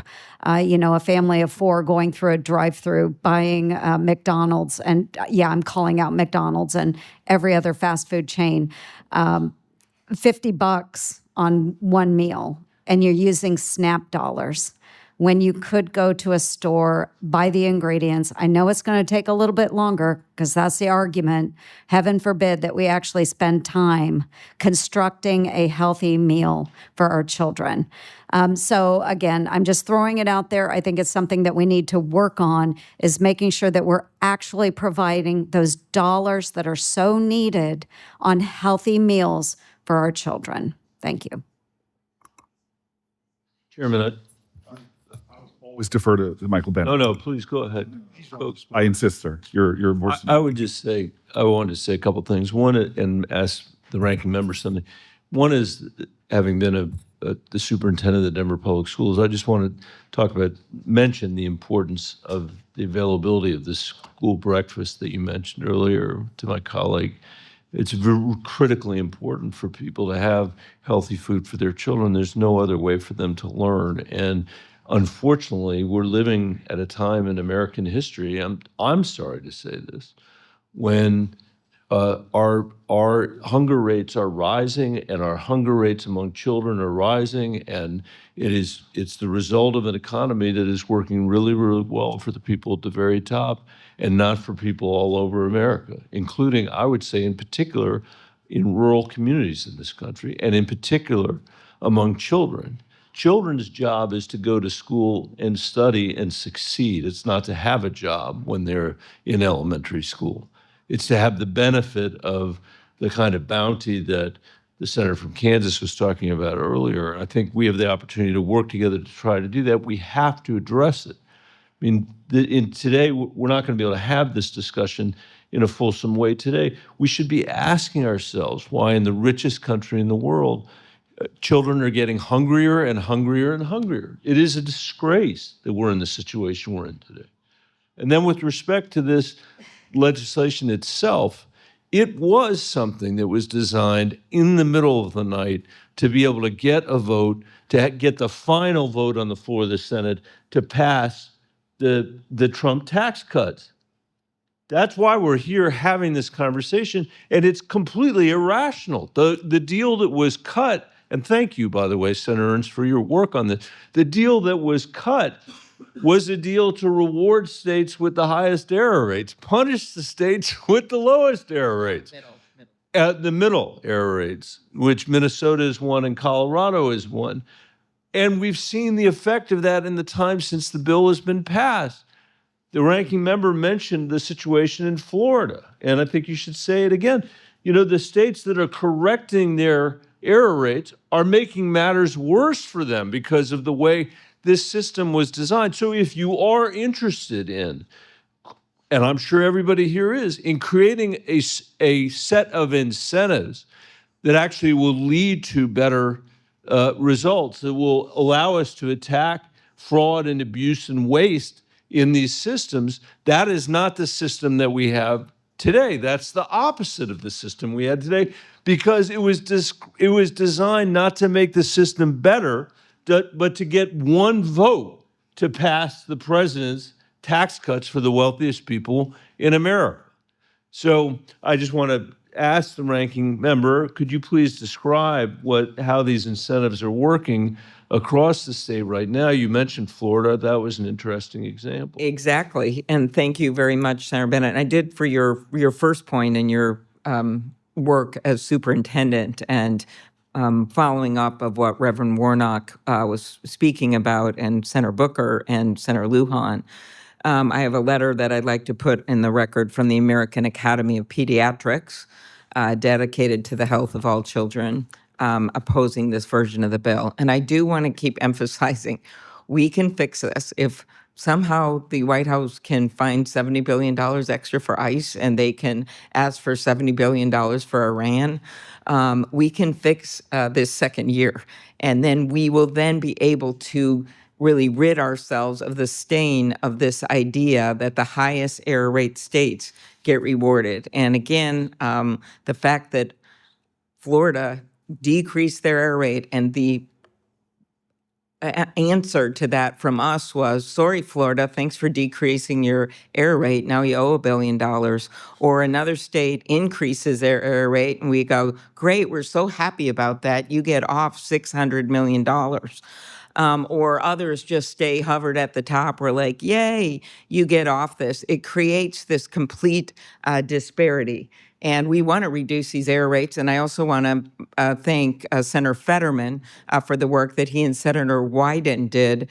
There is a cybersecurity measure in here that we think will be helpful chips for improving this program. But as we know, all of this will take 2 years, we believe, to get this all in place. So that is why there are many, many reasons that we're asking for this. But one of them is just this rank disparity between the high and middle error rates, including states in the middle group like Texas or Oklahoma that brought their rates down, but not enough to get to the 6% level. And again, as Senator Booker explained, this is simply states self-reporting errors after people come to them and they find out that they either have given them too little money because they lost a job, or too much money because they got a job. And sometimes there is an adjustment made. That's what this is about.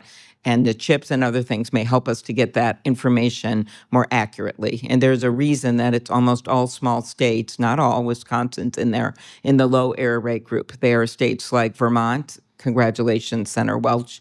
They are states like Iowa. They are states like Virgin Islands. Not really. All of them have these lower error rates, and they tend to be almost all small states. It is easier for them to be in touch with what's going on in their states. So that is why, again, we've got to look at this for what it is and try to make this so that it is not the only program in the laws that rewards states with high error rates, and we need to put them at the same footing to all reduce their error rates. Say something real quick, and then I'd like for Senator Thune to comment if he would, because he and I have been talking to the White House and stuff. The reality is that SNAP pays out about $8.5 billion every month. 10% of that is in errors, most of it overpayments, some of it underpayments, but most of it overpayment. There's no excuse for that. It's not even counted as an error unless you have a greater than $58 mistake. So the average SNAP recipient gets about $200 a month. It's not even an error unless your error is greater than 58%, greater than 25%. So the error rate is actually much higher than that. There's no excuse for that. Senator Booker was an executive of his community. Any executive of a company wouldn't put up with that for 5 minutes. No company could stay in business with that kind of error rate. Sir. So I've worked hard to get us a deal, and I can tell you most of my conference does not care about this. Senator Thune has worked really hard to do this, and others. We visited with the White House. We got the best deal that we can get, and I believe working together, we can get these error rates down. I don't disagree with the unfairness of all of the other stuff, but there's no reason that we can't work together. This was never designed to be something that was going to extract money from states. This was a cudgel to make the states quit this terrible, by any standard, error rate. I mean, it's just not defensible. So we got that. We've got the state's attention, and they're working very, very hard to get their error rates down. What concerns me is they're working hard, the error rate's not coming down. So we need to look at the sampling. There's a whole bunch of stuff we need to look at, and we can do that. I'm committed to doing that. Senator Thune's committed to doing it in his leadership position. But I can tell you, the best deal that we can get is a year. And like I said, I fought the battle. I fought it really hard. And this is it. Senator Thune. Thank you, Mr. Chairman. And the answer is yes. We want to make sure that every buddy in this country who is eligible for this program, needs this program, that it's available and there for them. Many of us on this committee, I've been on the Ag Committee in the House and the Senate for pretty much maybe with one exception for 2 years in my time in Congress, both House and Senate. So this is my 5th Farm Bill. And on every Farm Bill, those of us who represent production agriculture states, have particular titles of the bill that we care a lot about: commodity, conservation, disaster, credit, things like that.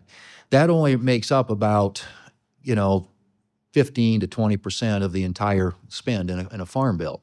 80 to 85% is in the nutrition title. And so it's these programs, and there's a lot of passion about them. And I think it's really important that we try and get it right. But, having an error rate of over 10% isn't right. And, a few years ago, 2021, I think it was, in August, the previous administration unilaterally increased by $300 billion spending in this program with no oversight from Congress. And I didn't see anybody here saying anything about that at the time, that Congress ought to have some input into this. We're spending $300 billion of taxpayers' money without any input. Not a vote, just a decision by an executive branch agency. And that's not the right way to do this either.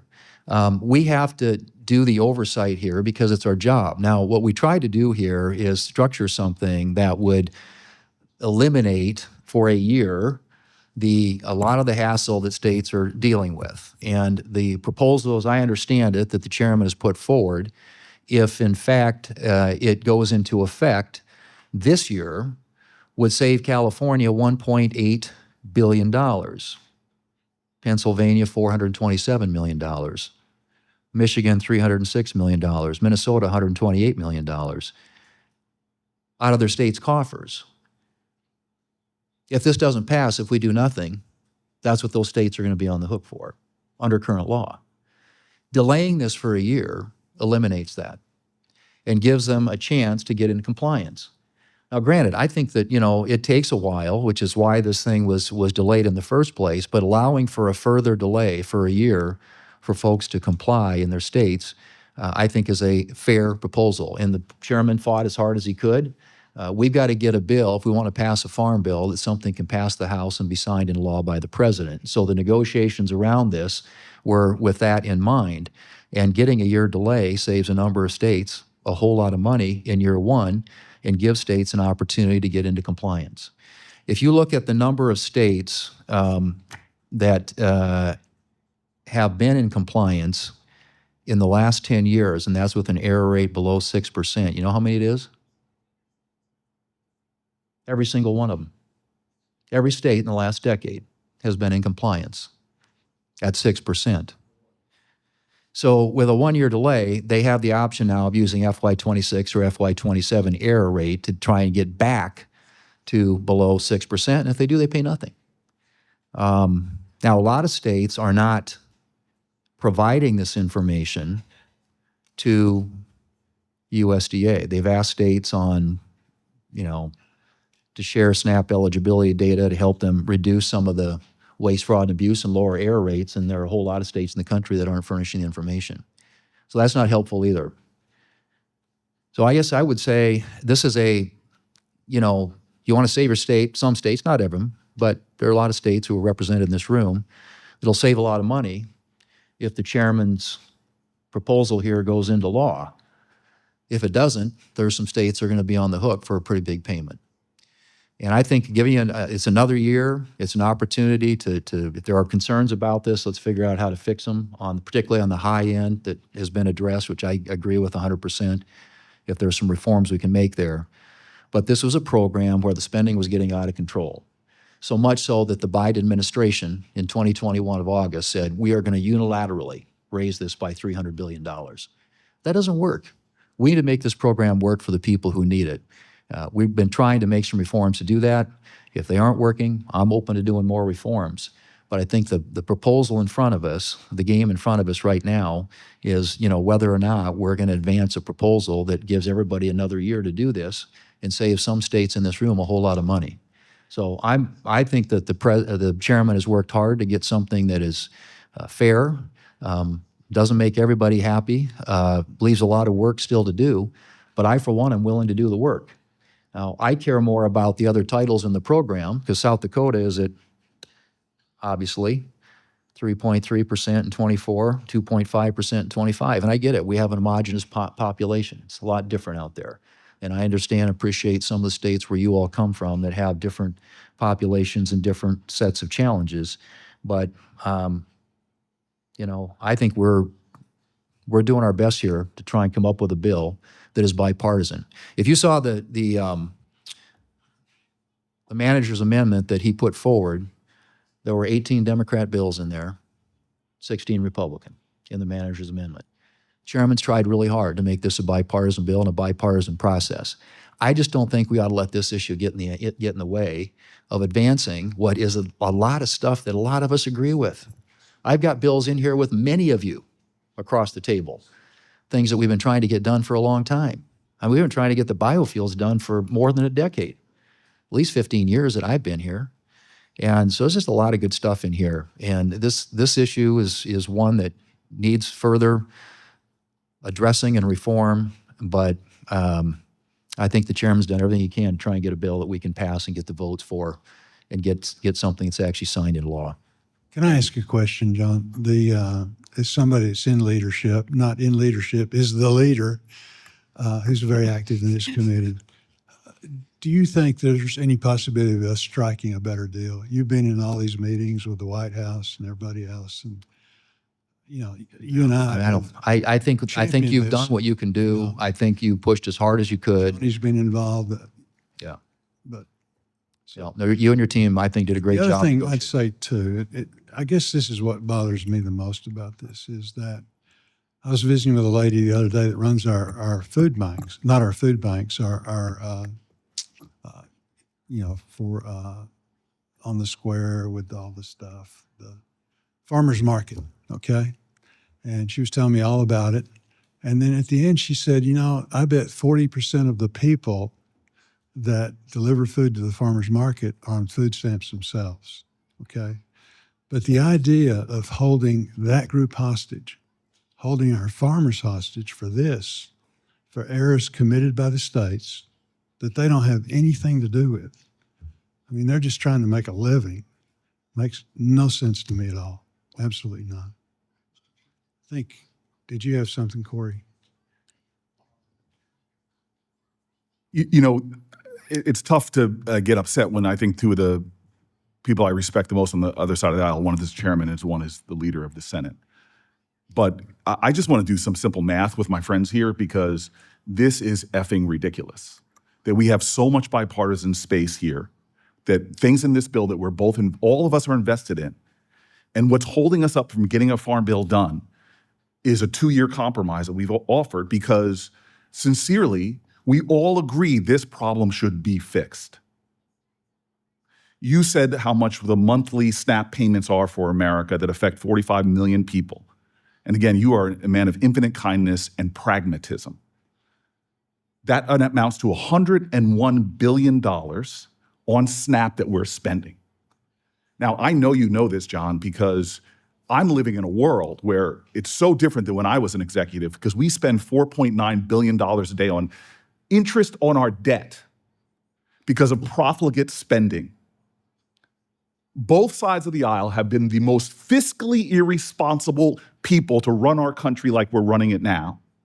And we're arguing over an entire program that affects $100 billion and 45 million Americans resolve on it. To my fierce pragmatists at this table, let's think about this for a second. We're looking to get savings out of error rates, not fraud, in a program that's totally $101 billion. At the same time that we have areas of absolute fraud in this country that we don't even touch that affect rich people. The GAO under Donald Trump said that we don't collect from approximately 125,000 to 25,000 Americans. We're not sure, but Donald Trump's GAO said from the richest families, around 125,000 people, we don't collect $695 billion. And you want to talk about fiscal responsibility, that rich people get to grift and fraud, but we're going after a program to try to save a few $billion, and nobody wants to talk about fraud and abuse. The military. I sat with Lindsey Graham, who was telling me the hundreds of billions of dollars of waste, fraud, and abuse in our military. And I'm sitting here watching poor people across America worry about losing pennies because we're talking about fraud and abuse when we don't do it, where the richest Americans are getting over on government in a way that makes no sense. And what did we do in the IRS? We cut the group of people, cut them out, that go after the most complicated tax returns. $695 billion, and we're arguing about a program where we may save $10 to $20 billion. I don't understand that math. And I know the values of my colleagues across the table. Senator Marshall, I would love it if you and I would support a hearing where we bring poor people who lost their SNAP payments because of work requirements, which is something we all agree on. But there are own independent studies that show poor people work unpredictable hours and seasonal work. And under your program, people who are hardworking hustlers lose it. In fact, when you make bureaucracy more onerous for poor people, more paperwork to fill out, they drop off the system. And so I'm sorry, I feel like I'm being lectured on something I agree with, which is we need to improve this program. That's our responsibility. But how could we be concerned about the splinter in the hand of our fiscal well-being here, and we ignore the board of the waste, fraud, and abuse that lets rich people in our country avoid their taxes, corporations avoid their taxes, military contractors built this system, and we don't go after those hundreds of billions of dollars, and we're nickel and diming poor people, as we all are seeing in our states. Ask any of your food banks, demand for food go up. So yes, I want to fix the problem, but even more so, Leader Thune, I want to get the bipartisan stuff done, and we're not going to get a farm bill. That's the game here today. All of us knew before we walked in this room, this is going to fall to a partisan vote over SNAP payments. And so it's hard for me to sit here and participate in the kabuki theater of fiscal responsibility when the last 10 years in America, the profligate spending and deficit spending has been gross and offensive.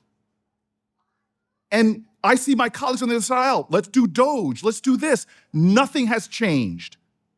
We are spiraling into a deficit and a debt, and where our big idea to solve that problem is to go after the most struggling Americans. That is hypocrisy when there's huge ways to save money out there that nothing is being done about. But of course, that's the rich people. If poor people could afford lobbyists in this country, we wouldn't be doing this. Because if you live with poor people, if your friends are low-income people, and you see the struggles and the added bureaucracy and the Byzantine labyrinths they have to navigate just to buy fresh food, how many people here have to get on 2 buses just to get to a supermarket? How many people here have to fill out oceans of paperwork just to get health care for your children? And now we're adding more paperwork onto their lives? Let's have a hearing with poor people. Let's do something shocking in the Senate and bring low-income people in here, let them tell their stories.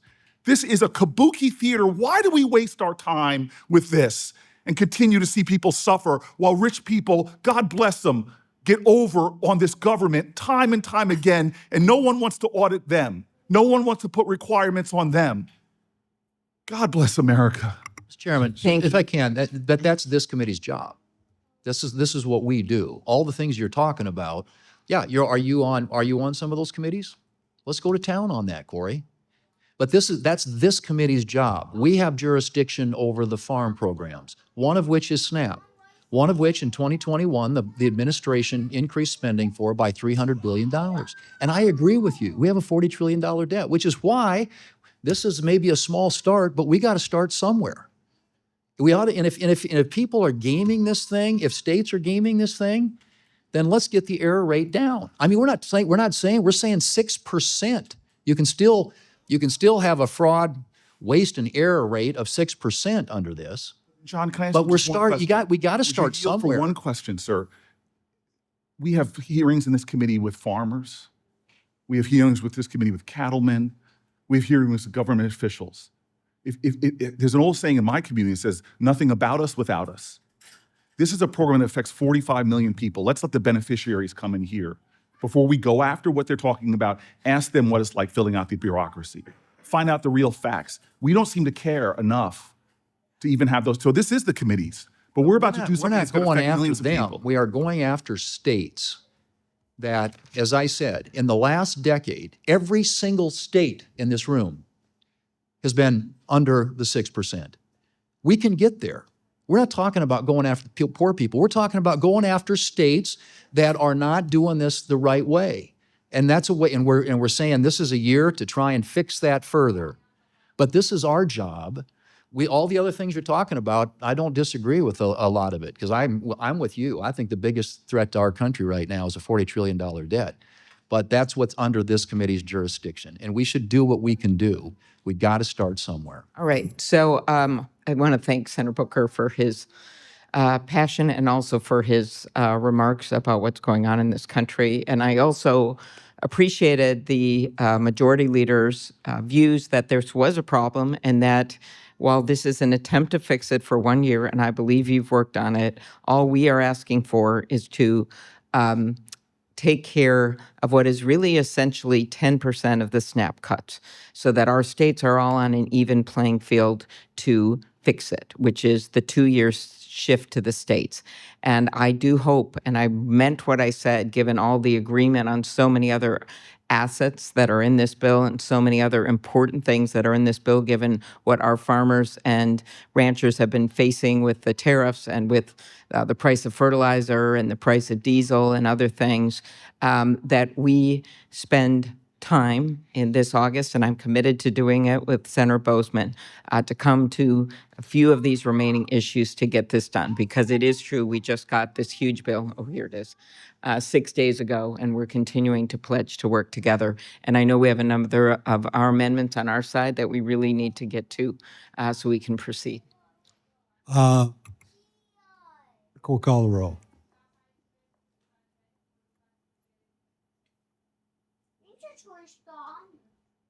Yes, I think that we need a clarification, Mr. Thank you, Senator Fisher. Sorry.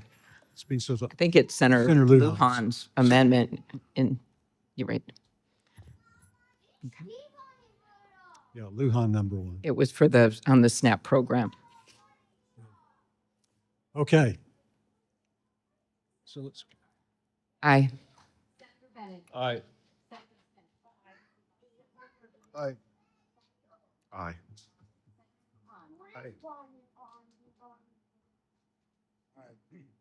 Aye. Aye. Aye.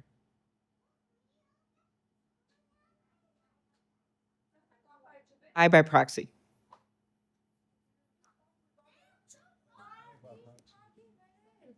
No.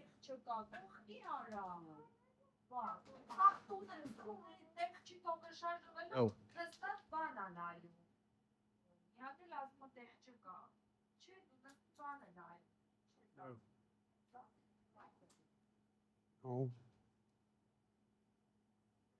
No.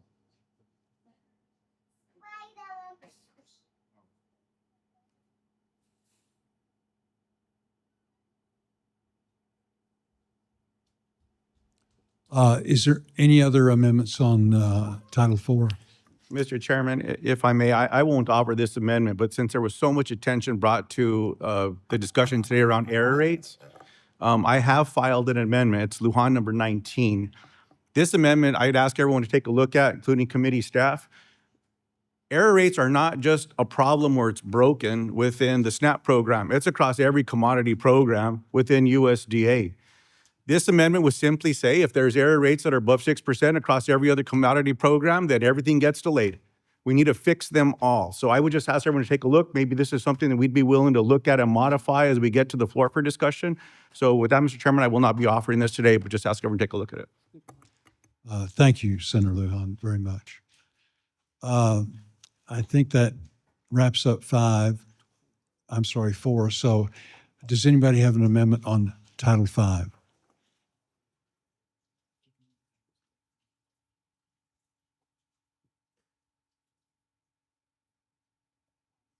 Mr. Chairman, we don't have an amendment on Title V. Okay. Moving to Title VI, Senator Durbin. Thank you, Mr. Chairman. Mr. Chairman, you started us off in this discussion today with an experience you had visiting a state in the Midwest, I believe, where someone said, let's put the farm back in the Farm Bill. And you pointed to that as an inspiration to you to do our work here today. I certainly understand that, but I'd like to amend it. Let's put farm families back in the Farm Bill. And what I'm talking about specifically are not only the profits and losses in farm operations, but the burdens that farm families are carrying. 27% of farm families have Obamacare, Affordable Care Act insurance policies. What's happened to those in the last year? Dramatic increases in cost. A farmer in Nebraska, he expects to pay for his wife and himself $32,000 this year for health insurance premiums. Last year, $13,000. 13 to 30 to 32. And you say to yourself, what impact does that have? The impact it has is not just on that family and their fear of how they're going to pay the premiums, but a question about healthcare providers in his farm state, in his rural state. What do the hospitals tell you when you go home? Do you visit them in the rural areas? You should. Senator Duckworth and I sent letters to 129 rural hospitals in Illinois and said, how are you doing? More than half of them said we're in trouble, serious trouble. And if you look at the numbers across the board, in Illinois, 24 rural hospitals, 30% of the total are at risk of closure. In Arkansas, 50% at risk of closure, a rural hospital. Mississippi, 6 hospitals facing closure. Senator Thune, South Dakota, 40% of hospitals are on the brink of closure. What happens when the hospital closes? Well, I can tell you right off the bat, it means that the farmer that was injured in a serious, maybe life-threatening accident takes longer and longer to get to an emergency room. The mother who's about to deliver a baby, faces a longer trip. Same thing is true across the board when it comes to clinics and healthcare provisions. Now, some people argue you shouldn't be putting this in the Farm Bill. There are plenty of other places to debate it. I disagree.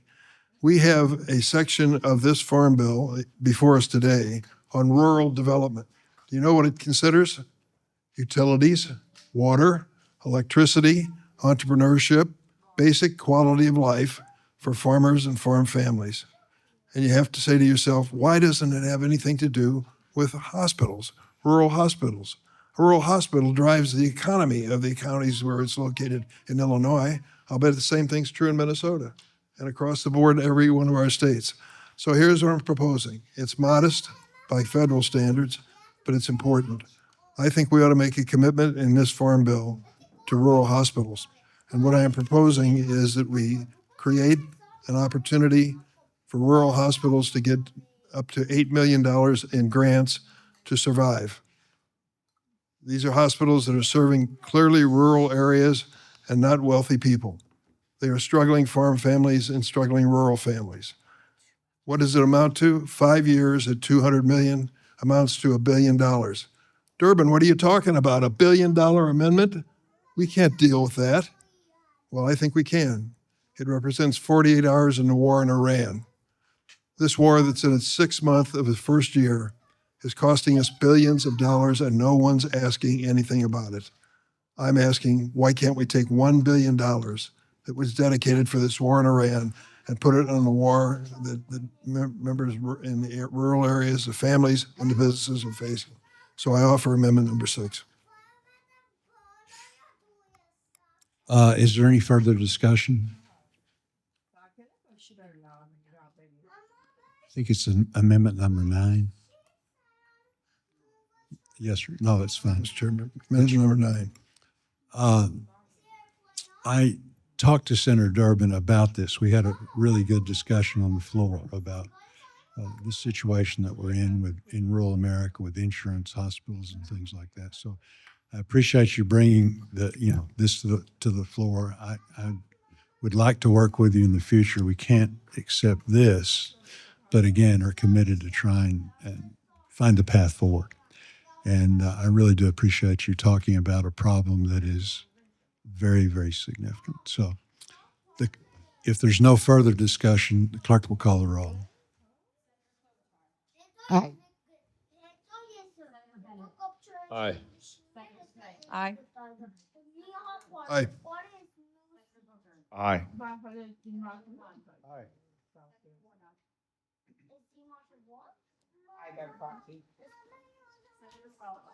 Aye.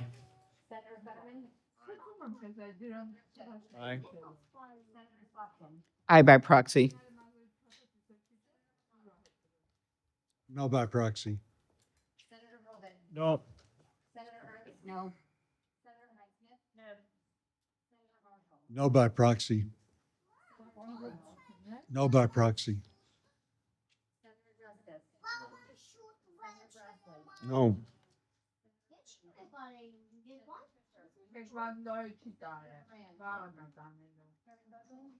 No.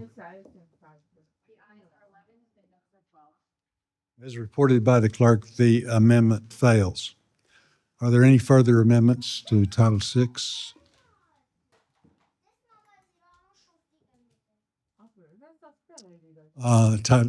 Title VII?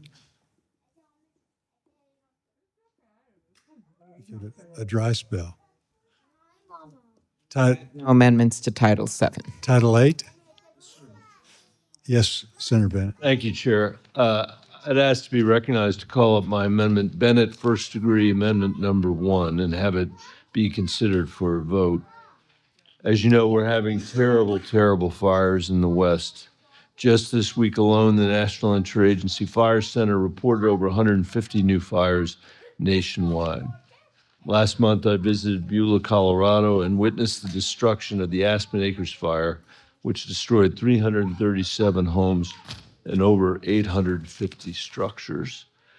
These large fires are becoming the norm in Western states, uprooting lives with evacuation orders, leveling communities, and destroying drinking water, with smoke harming our air quality all across the country.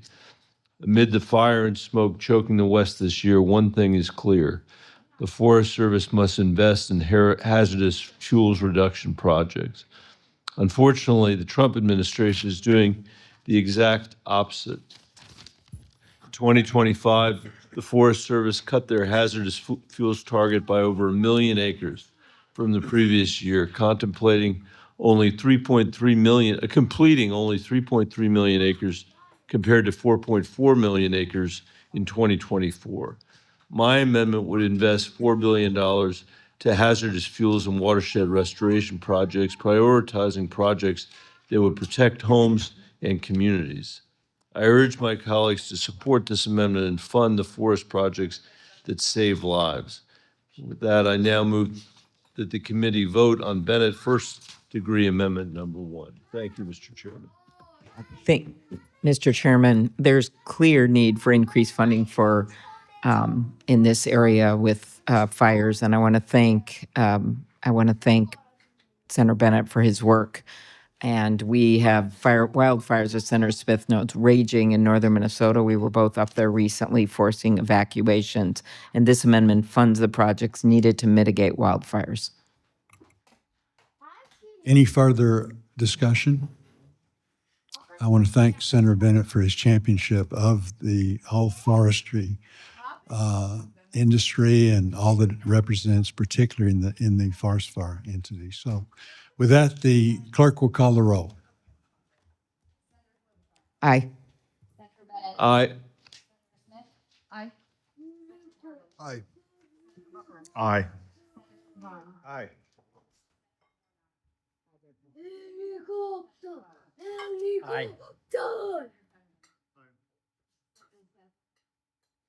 Aye by proxy. Aye by proxy. No by proxy. No. No. No. No by proxy. No. No by proxy.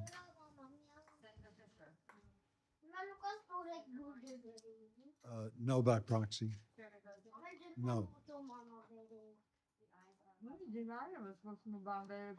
As reported by the clerk, the amendment fails.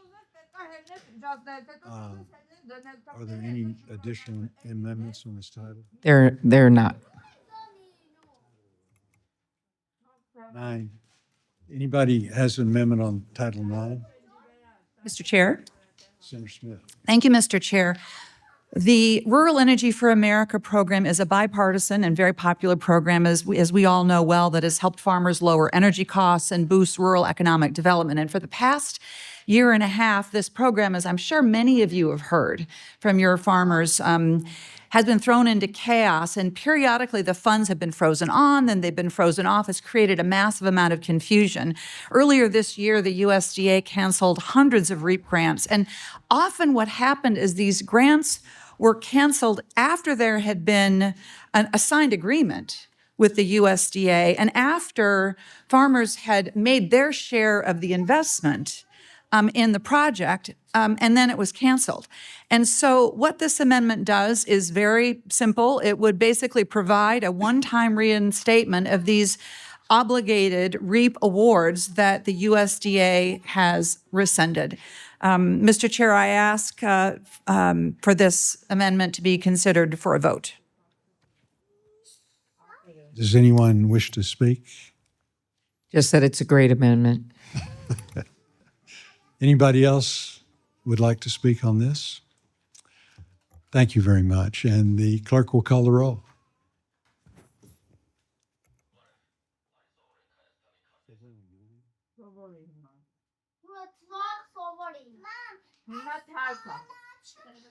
Aye.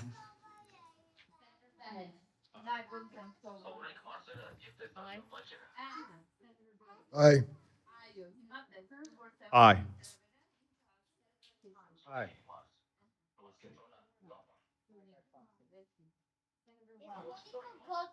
Aye by proxy.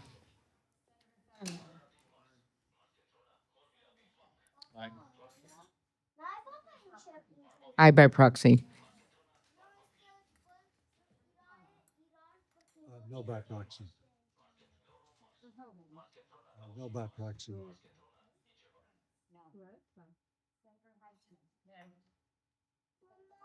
No. No by proxy.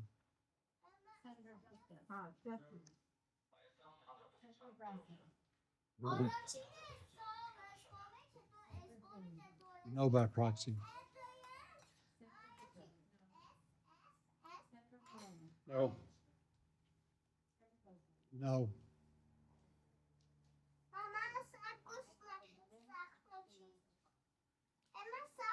As reported by the clerk, the amendment fails. Any additional amendments on? No, Mr. Chairman. So I believe we're going to Title 10. Oh, Yes. Mr. Chairman, I ask to be recognized to call up Amendment Booker number 1 and have it considered for a vote. Thank you, sir. On April 27th, I was at the Supreme Court to rally with farmers, farm workers, doctors, working parents, cancer survivors, and frankly, Republicans and Democrats to raise concern about a case that would give giant chemical corporations a free pass when their toxic products make people sick. The name given to the rally was the People versus Poison. The purpose of the rally was to draw attention to the fact that the Supreme Court was considering a case that day, Monsanto versus Durnell, in which Bayer was asking the court for a liability shield so that people who developed cancer after using that toxic pesticide, glyphosate, would not be able to have their day in court to hold Bayer accountable. In June, the Supreme Court gave Bayer their liability shield, Holding the EPA approval of a label gives giant pesticide manufacturers permanent immunity from lawsuits about their failure to warn people about the known health risks of their products. The single ruling wiped out tens of thousands of active court cases brought by American citizens with cancer and other diseases who were seeking justice in the courts. For decades, state courts have stood as the last line of defense for harmed families by corporate negligence for all kinds of products. And I believe that when a corporation hides information about the health effects of their products, they do not deserve legal immunity. This wasn't a simple case clarifying the law. It was a coordinated effort by the Trump administration and chemical giants to strip away basic rights from Americans. It overturned years of state and federal court rulings that held powerful corporations accountable when they failed to warn the public of the health risks of their toxic products. My amendment updates federal law to guarantee that federal labeling law remains a baseline, not a shield for corporations. Specifically, my amendment does two things. It states our federal pesticide law, known as FIFRA, does not block people's legal right to bring failure to warn claims in state court. And second, it explicitly authorizes pesticide companies to add warnings about cancer and other serious health risks to their pesticide labels. It restores the fundamental right of cancer victims to have their day in court. It restores the freedom of states to require stronger public health warnings when lives are on the lines. To my colleagues who claim to support public health and the MAHA movement, this is the chance to stand with us. You cannot claim to want to make America healthy again while voting to protect corporate profits over cancer victims. The House of Representatives has already spoken on this issue in a wide bipartisan way. When the Farm Bill was on the House floor, there was a vote on whether Bayer and other pesticide companies should be allowed to have a liability shield and deny cancer victims their day in court. 207 out of 213 Democrats were joined by 73 Republicans who sided with the American people against giant corporations and overwhelmingly rejected giving this liability shield. Now it's our turn to vote. I urge a yes vote on this amendment to reverse this misguided Supreme Court ruling. Mr. Chair, with that, I move to that Booker number 1 be voted on and request a roll call vote. Is there any further discussion?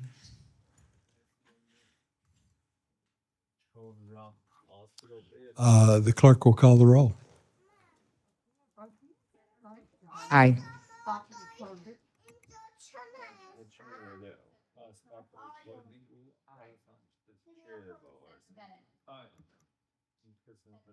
Aye. Aye.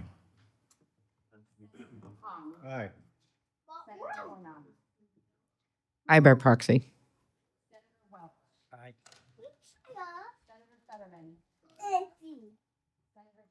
Aye. Aye by proxy.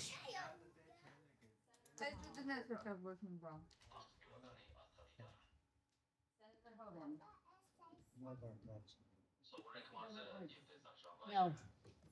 Senator Heisman. No. Senator Marshall. No. Senator Tuberville. Senator Justin. No. Senator Grassley. No. Senator Dune.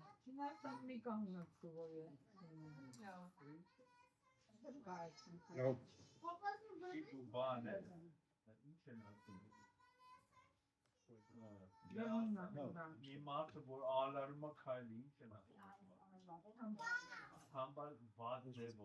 Reported by the clerk, the amendment fails. Senator Schiff. Thank you, Mr. Chairman. I'll be brief. I'd ask that my amendment, what number is it?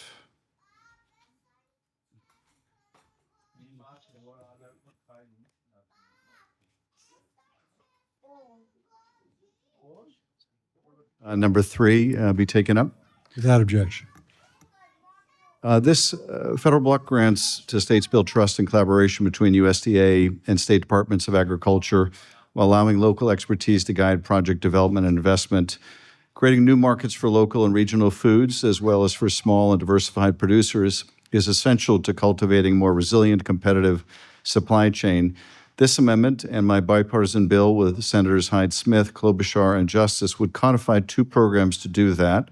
The Resilient Food Systems Infrastructure Program would build resilience in the middle of the supply chain, and the Regional Food System Hubs would create regional hubs to expand technical assistance so farmers can receive support and services to grow their businesses around the country. Look forward to making these programs permanent in the future. Having said that, and for the reasons I mentioned earlier, I do not intend to call this up for a vote at this time, and I thank you.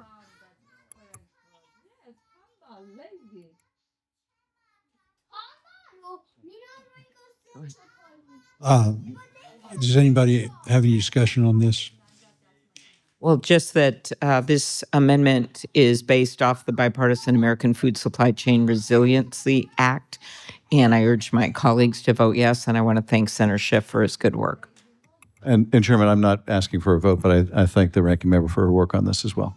Okay, thanks. And I would echo that, Senator Schiff, that we appreciate your thoughtfulness in trying to think outside the box, and that's really the next phase is how do we do things different so that we can get our agriculture in a sustainable position. Thank you, Chairman. Senator Welsh. Mr. Chair, I ask to be recognized to call up my amendment, Welch number 31, and have it considered for a vote. No objection. Thank you. Mr. Chairman, the Domestic Organic Investment Program was established in a bipartisan way by Senator Baldwin and Senator Collins. This amendment would essentially make that permanent. And as you know, organic sales in the United States are very popular in every one of our states, and consumers want it. It's doubled. It's now 76 billion, and that's doubled over the past decade. So consumers want it. It's a big deal in Vermont, and it's actually an area where younger farmers get involved. And they don't need as much capital to get involved in producing local crops, and especially vegetable crops and organic crops. It's an incredibly hard, arduous task, but they're up to it. So this doesn't address the funding issue, but it does address the merits of this program that Senator Baldwin and Senator Collins established by making it permanent. So with that, I would move that Welch number 31 be voted on, Mr. Chairman. Thank you. Is there any further discussion? Senator Welsh, we'd like to work with you on this. Thank you. The concern that we have is it's kind of wide open in the sense that maybe a Whole Foods or somebody like that could qualify. So again, like I said, let us work with you, but we understand how important the organic industry is, and we're willing to see if we can work this out. I would like a vote, though. Yeah. Okay, thank you. The clerk will call the roll. Aye.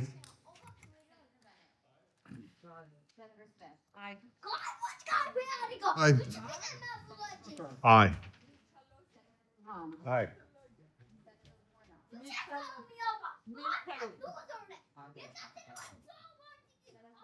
Aye.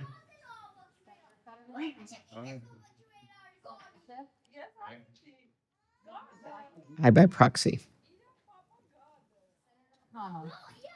No by proxy. No.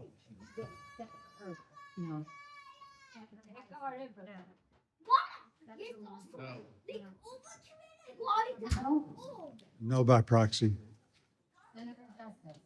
No. No. No by proxy.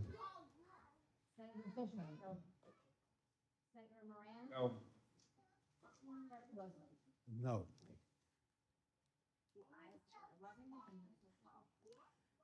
As reported by the clerk, the amendment fails. Senator Bozeman, these are the limits on the number of amendments we're calling up on 10, or we're not calling any more up, and we have no amendments we're calling up on 11. We are then on Title 12, and who has an amendment? Senator Smith. Mr. Chair, I ask to be recognized and call up my amendment, Smith number three, pardon me, prime meat processing in Indian Without country. objection. Thank you. This amendment is the Prime Meat Processing in Indian Country Act. This is a piece of legislation that I worked on with Senator Mark Wayne Mullen when he was in the Senate. And what it gets at is how across Indian country there is fast-growing cattle and bison and reindeer and other protein operations, but they are all facing the same issue, which is that they can't get federal inspectors into their processing facilities. This was part of the brainstorm of the Native Farm Bill Coalition that worked for so many years. And this bill, what it would do would be to establish the authority of tribal nations to use self-determination to inspect meat processing facilities. This is something that tribes across the country are very supportive of. It is bipartisan, and it has gone through extensive technical assistance and incorporates a lot of feedback from tribal and non-tribal stakeholders alike for the benefit of the entire meat processing sector. Does anybody want to comment on the bill? The clerk will call the roll.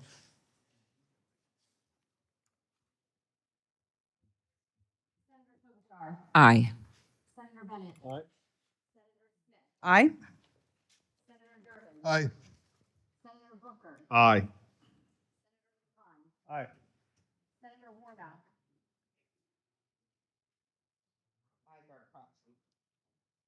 Senator Welch. Aye. Senator Fetterman. Aye. Senator Schiff. Aye. Senator Slotkin. Aye by proxy. Senator McConnell. No by proxy. Senator Hoban. No. Senator Ernst. No.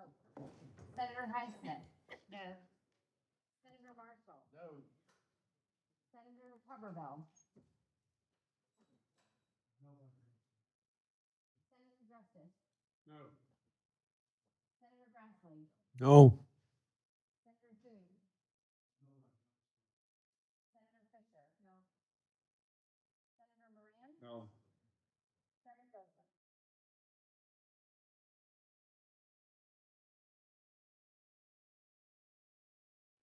As reported by the clerk, the amendment fails. Mr. Chair, we have a saying in my family, if it walks like a duck and it quacks like a duck, it probably is a duck. And that has been very much in my mind as we have seen over the last year and a half explosive growth in these prediction markets, Kalshi and Polymarket, that are claiming to be offering event contracts when any reasonable person can see that this is essentially unregulated gaming. And as we all know on this committee, gaming is strictly a matter of state and tribal jurisdiction under state police powers, and also, very importantly, under the Indian Gaming Regulatory Act.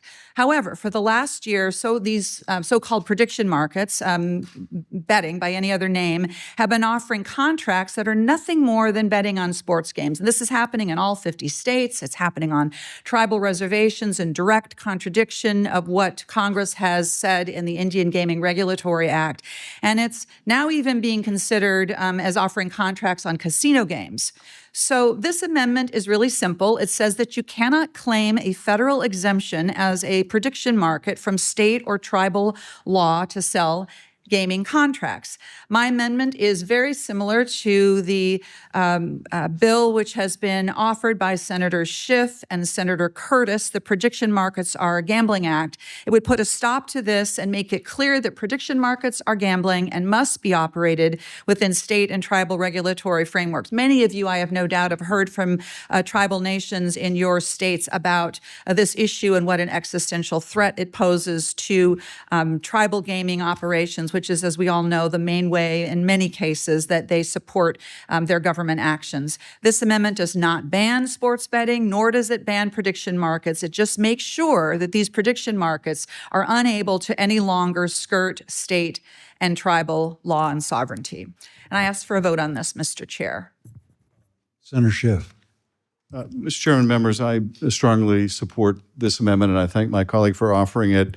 I remember during the confirmation hearing of Michael Selig for the CFTC chairmanship, I asked what the CFTC's position would be on prediction markets on sports betting. I asked in particular whether if I put a bet on the Bills game on Sunday, would that be a sports bet?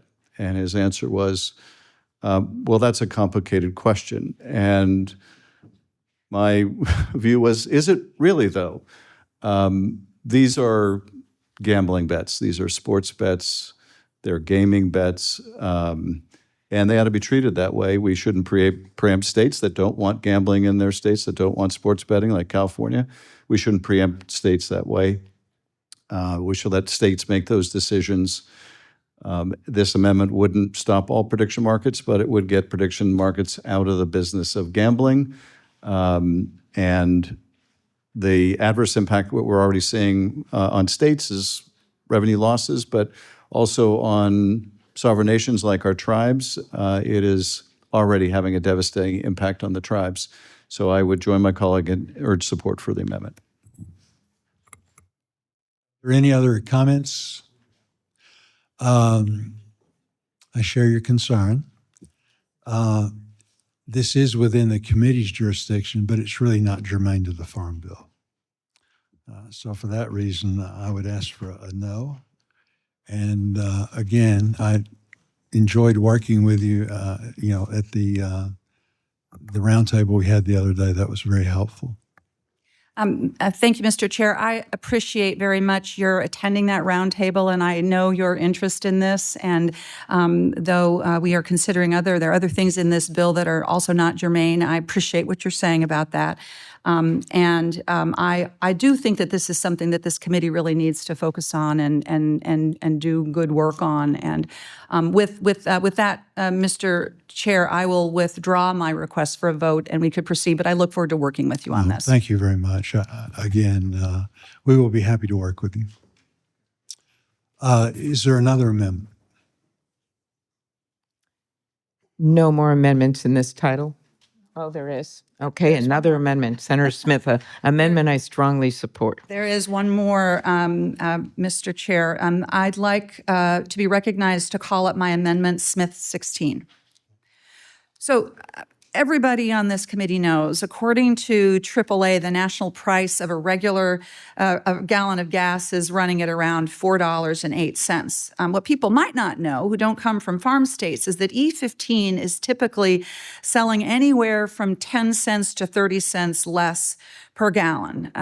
Folks that come from especially Midwestern farm states understand well that E15 is very important to farmers. It is also important to consumers. And year-round, E15 will create more demand for American farm products and will help families have access to low-cost gasoline. And so, Mr. Chair, I, along with many members on this committee, Senator Klobuchar, Senator Fisher, Senator Ernst, many others, have been working hard to secure passage of a bill that would allow for E15 to be sold all year round. Now, I'm well aware, Mr. Chair, that the committee has a version of a year-round E15 in this legislation. The amendment that I am offering would basically be a lot simpler. It would remove the many complicated exemptions that are included in the committee bill, and it would also reduce the cost of the committee's bill by roughly $2 billion. So with that, Mr. Chair, I ask for a vote on this amendment. I want to thank Senator Smith for her work. So many of us on this committee have worked to get year-round E15. As has been pointed out, gas prices continue to pinch families at the pump, in part due to the war in Iran. And what E15 does is lower gas prices, creates new domestic markets for our farmers at a time when We are seeing these rising gas prices. It's more important than ever. And also, it's a national security issue. So its time has come. As we all know, a version of this passed the House, got through the House with bipartisan support. And I also want to thank Senator Fisher, who we did one of the original bills on E15 with me as the Democratic lead. Thank Senator Ernst, the same. We worked on an infrastructure bill. We've done a lot of work in this area. And I support, and I understand why some of the changes were made to the provision on the Republican side in order to gain support. I support that. As well as Senator Smith's version, which of course I prefer because, like, she's my colleague. But I do want to say that this is a moment where we can go forward, and I hope if we continue to negotiate the Farm Bill on the SNAP front and just a few other things, that we will be able to include some version of E15, including, in my mind, the one that's in there now. So thank you. Mr. Chairman. Yes, ma'am. Senator Fisher. Thank you, Chairman Bozeman, and I thank you for including an E15 solution in the base text of the Farm Bill that's presented. I'm going to be straightforward. The E15 we're seeing in the base text, it's not the exact clean E15 solution that I would write if this decision was mine alone. But Nebraska farmers, they expect honesty from me, and they expect honesty and deserve honesty from this committee. The amendment before us, it is disingenuous. It does not have the votes to pass the Senate. It does not have the votes to pass the House. We have tried it before.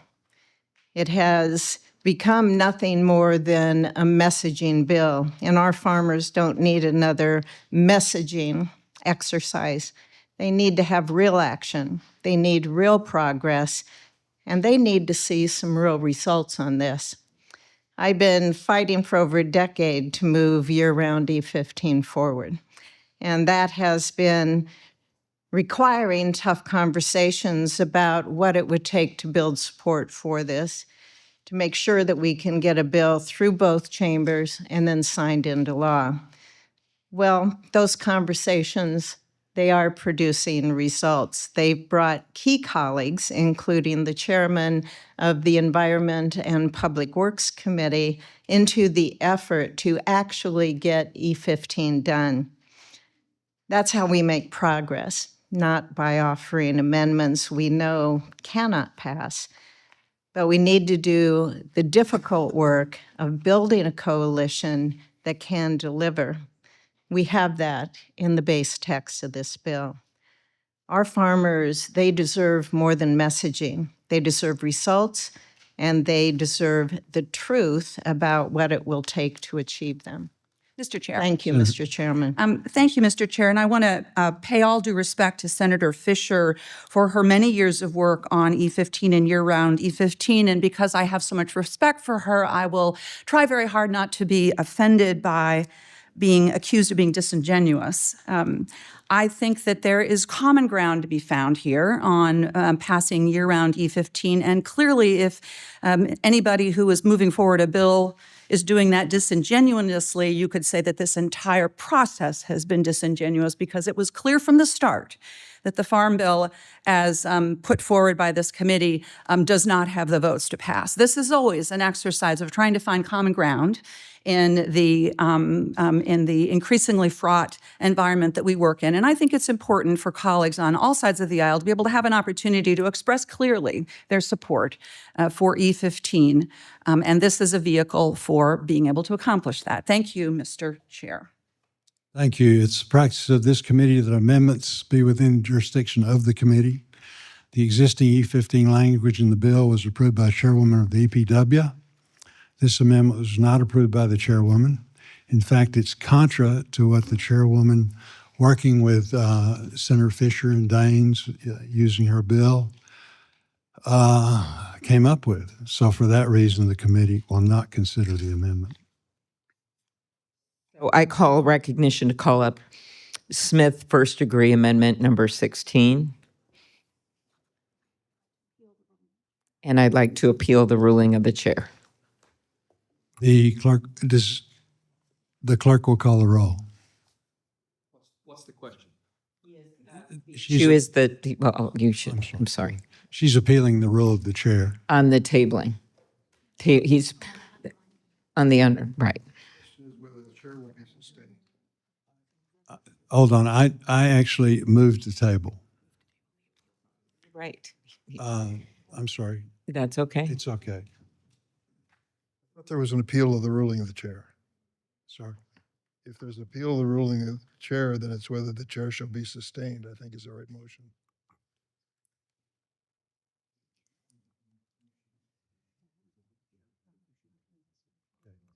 I moved the table. Call the roll. We're voting on tabling, is that correct? Because the chair has, okay, we're moving on Tabling the appeal. tabling. Okay. Is it tabling the amendment or tabling the motion?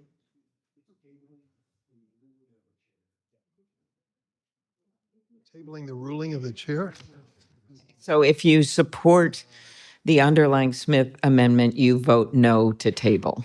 Or even if you don't know where you are, you can vote no to table because you like, me and Senator Smith.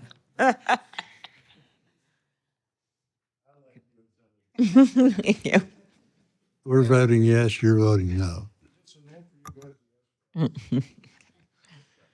Okay. Clerk will call the roll.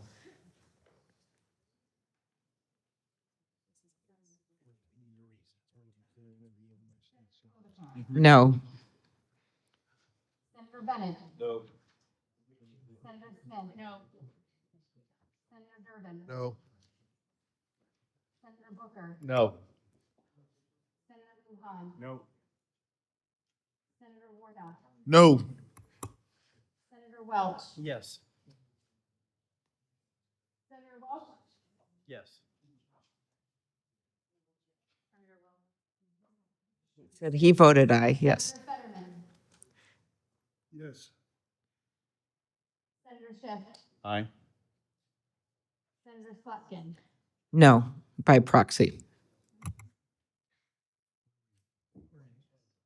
Senator McConnell. Yes, by proxy. Senator Hoven. Yes. Senator Ernst. Yes. Senator Hyde-Smith. Aye. Senator Marshall. Aye. Senator Tuberville. Aye by proxy. Senator Justice. Aye. Senator Grassley.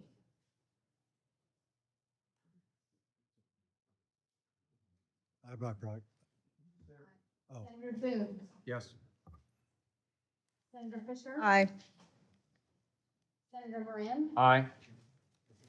Chairman Bozeman. aye.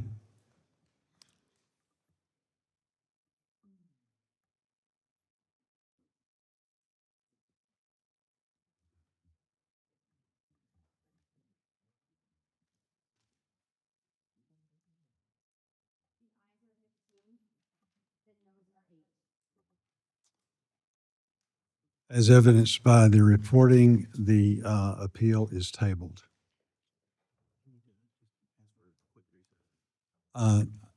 With your permission, I'd like to recess. I actually don't need your permission, but I don't think. I'd like to recess for like 2 minutes. Before you adjourn, I'd like to have 5 minutes to speak. Yes, sir.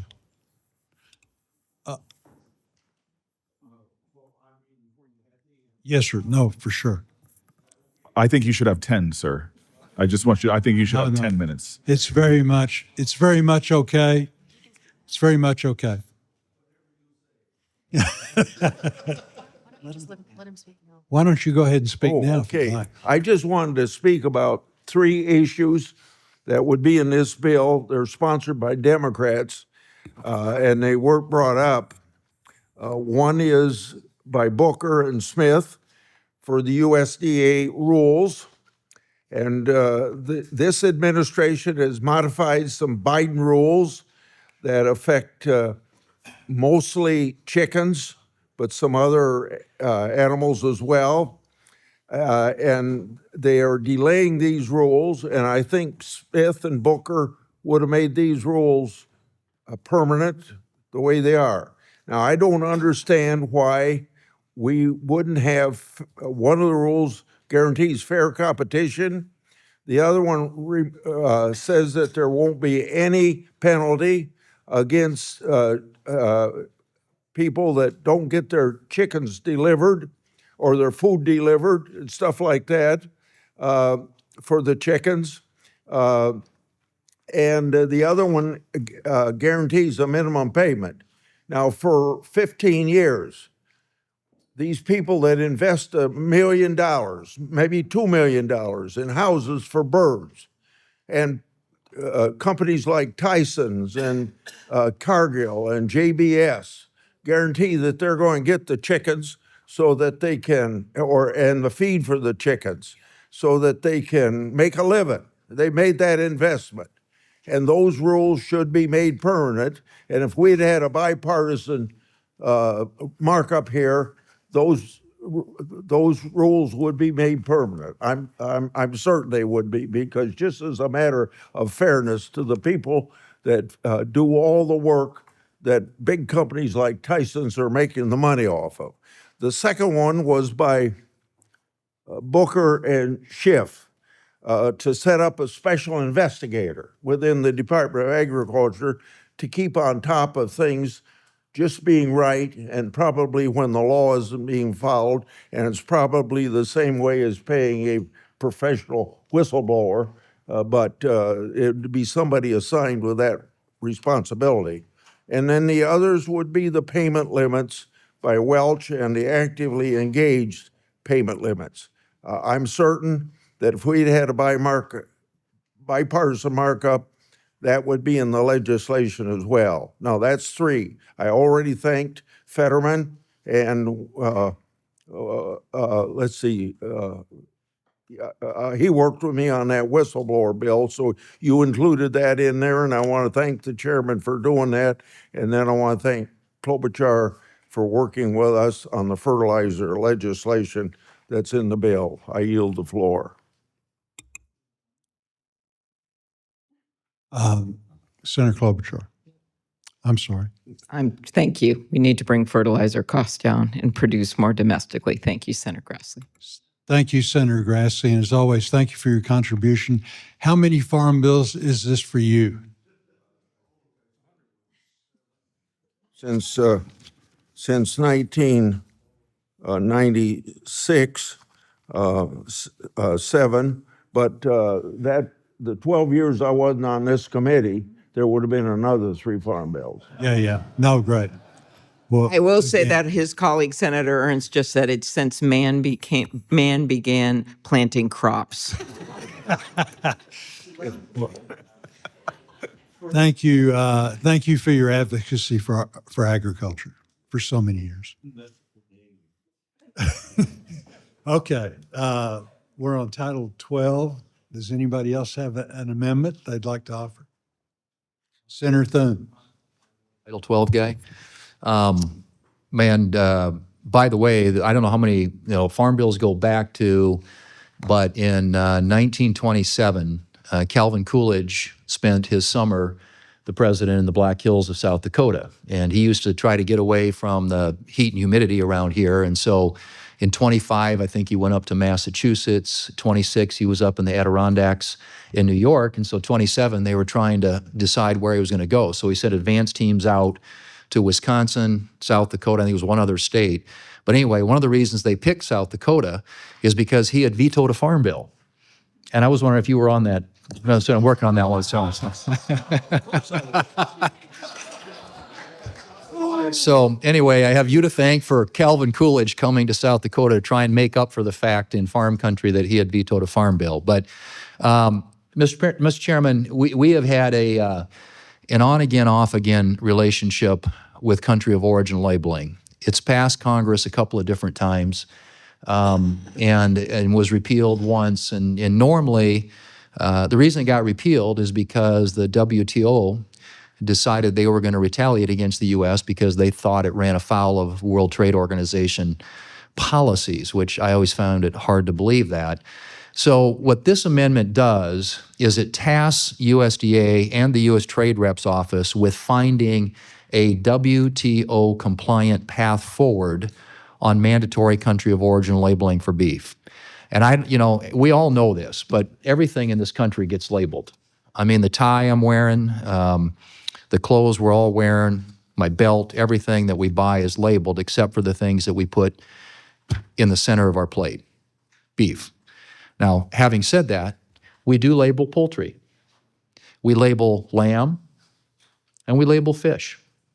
So all the other kinds of protein in this country gets labeled. We don't label beef. And I think when you're talking about transparency, you're talking about pricing in cattle markets, there's probably isn't anything that matters more to producers around this country than being able to differentiate their product from other products that are imported from other places around the world.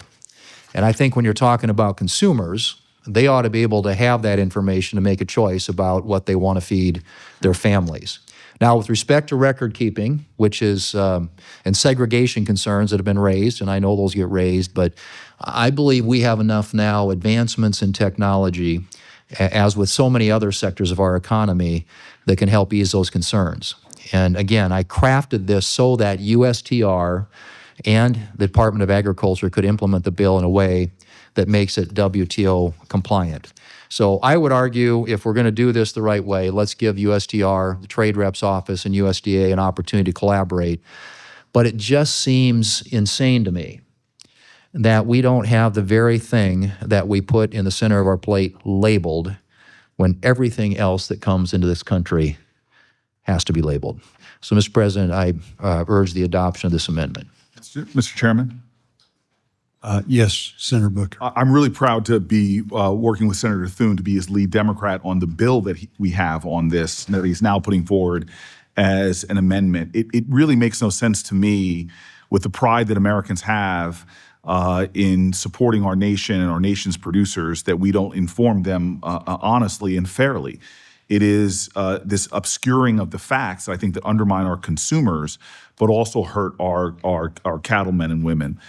This is about being pro-America. This is about supporting an industry that's under attack right now, where cattlemen and women are finding it harder and harder to make ends meet. We should be doing things that support their connection to the consumer. It is a win-win peace amendment, and I really urge my colleagues on both sides of the aisle to support this amendment. Mr. Chair. You're recognized. Mr. Chair, I also am a co-sponsor of this legislation as well, and it's something I've worked on, I don't know, for 20 years, I think all the way back to when I was governor. It's very important to our cow-calf operators, to our ranchers, and so I certainly support the amendment. Senator Schiff. Thank you, Mr. Chairman. I also wanted to speak in support of this. And even more broadly, I think we should beef up a Buy American. I do. Buy American food, produce, protein. I think that people going into a grocery store want to buy American produce, want to buy American beef, and they want to know what's made in America and what's coming from overseas. I think they're willing to pay a little more to know that what they're going to put in their mouth was produced with health standards in mind and other standards in mind that we have in this country that they don't have in other countries. And I'd love to see us invest in a marketing program that helps consumers identify food that is grown and made in this country. And I thank the gentleman for offering the amendment. Does anybody else wish to speak? The clerk will call the roll. Senator Klobuchar. Aye. Senator Bennett. Aye. Senator Smith. Aye. Senator Durbin. Aye. Senator Booker. Aye. Senator Dupont. Aye. Senator Warnock. Aye. Senator Welch. Aye. Senator Fetterman. Aye. Senator Schiff. Aye. Senator Slotkin. Aye by proxy. Senator McConnell. No by proxy. Senator Hogan. Yes. Senator Ernst. Yes. Senator Highsmith. Aye. Senator Marshall. No. Senator Tuberville. No by proxy. Senator Justice. No. Sorry, Senator Justice. No. Senator Grassley. Yes. Senator Thune. Aye. Senator Fisher. Aye. Senator Moran. No. Chairman Bozeman. No. The ayes are 17, the noes are 6.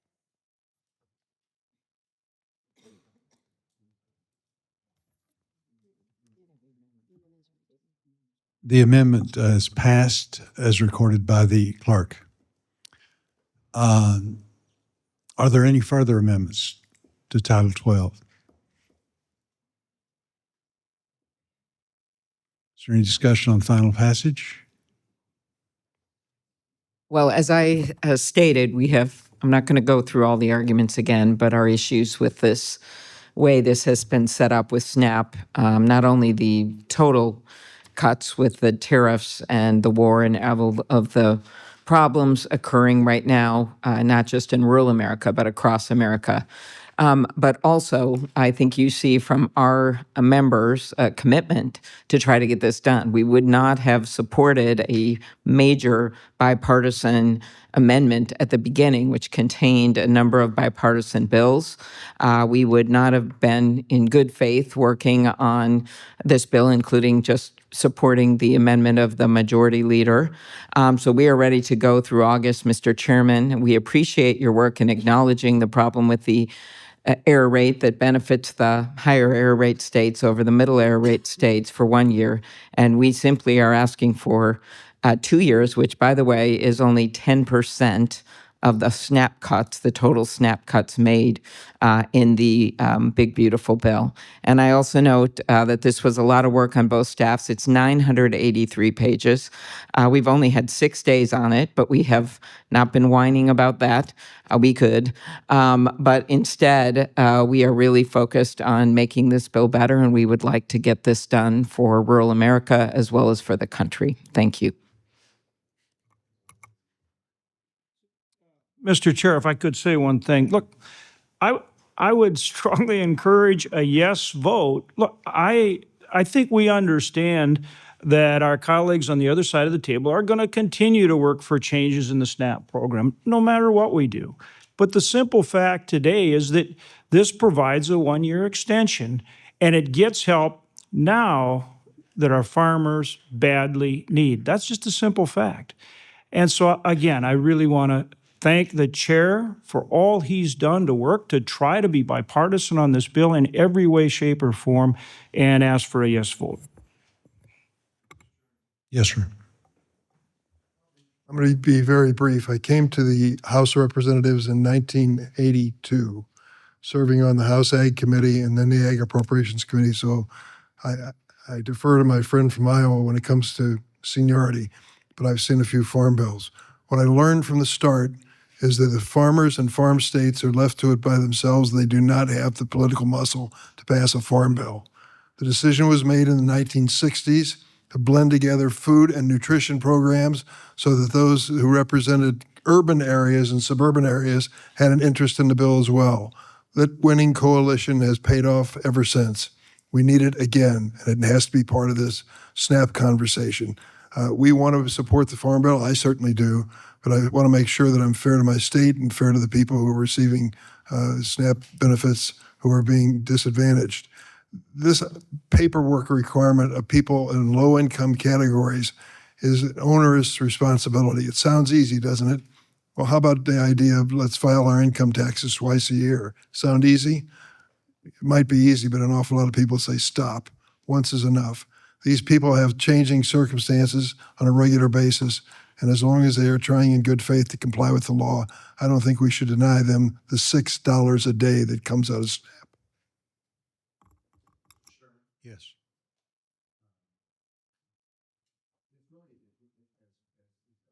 If at least what we expect to happen happens, and this bill is not supported by Democrats, I just use this as a reminder to both of us.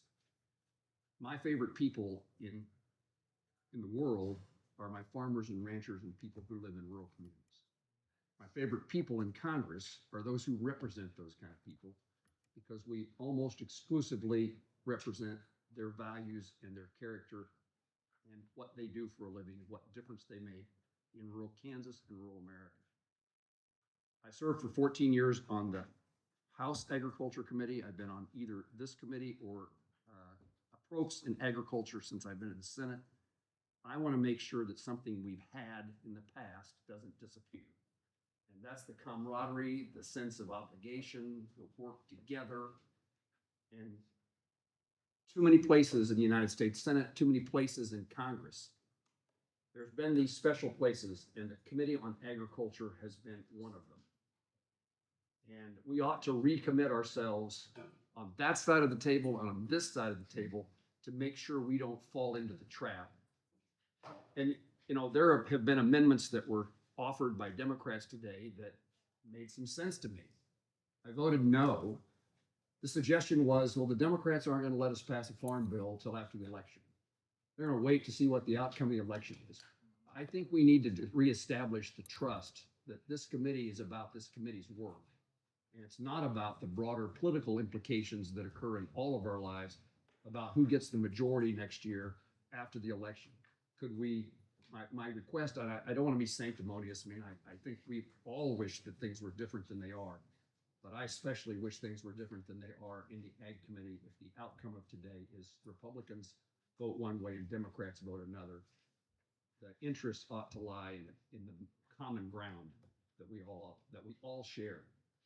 And I apologize for suggesting that, you know, I'm more bipartisan than somebody else is not what I'm trying to suggest, but I'm saying that we all ought to find this way to work together.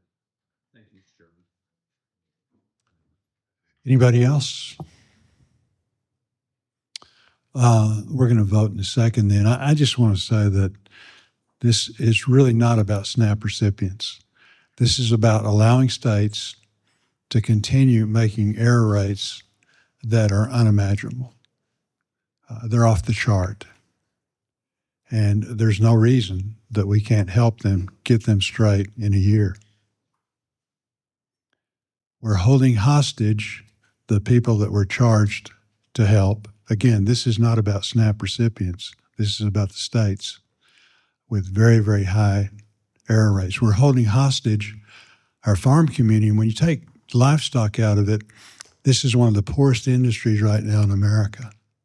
And it's not just farmers and ranchers, it's rural America.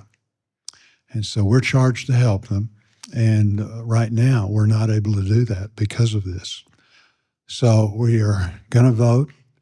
We are going to adjourn at that point. We're not going to close this thing, and then we'll come back and probably vote on this again. I'm sorry.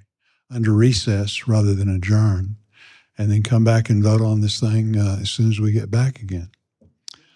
So it's not going to go away. I'm going to continue to work as hard as I can to get all the time we can. And you can mark on about 3 fingers people that are involved in trying to get additional time. It's not going to happen. And so at the end of the day, I think our states lose. I know our farmers are going to lose, and they don't have anything to do with this. They're just sitting there trying to hope that we give them some hope about an issue that they don't have anything to do with. Lousy record keeping and all of that at the state level. It's not their fault. But again, they're being held hostage. So for that reason, we will recess and come back and then revisit this. With that, the clerk will call the roll.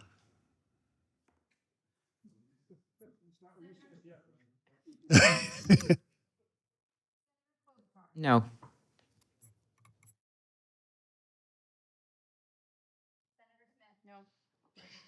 Senator Gervis. No. Senator Booker. No. Senator Ruhan. No. Senator Warnock. No. Senator Welch. No. Senator Fetterman. No. Senator Smith. No. Senator Slotkin. No by proxy. Senator McConnell. Yes. Senator Hogan. Yes. Senator Hershey. Yes. Senator Heinz Aye. Senator Marshall. Yes. Senator Tuberville. Senator Justice. Yes. Senator Grassley. Aye. Senator Stevens. Yes. Senator Fisher. Yes. Senator Moran. Aye. Chairman Bozeman.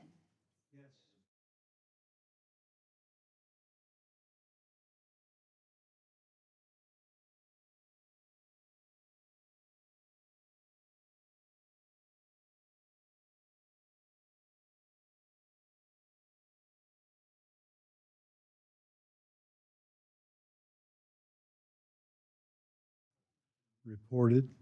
The committee stands in recess, subject to the call of the chairman. I'm sorry.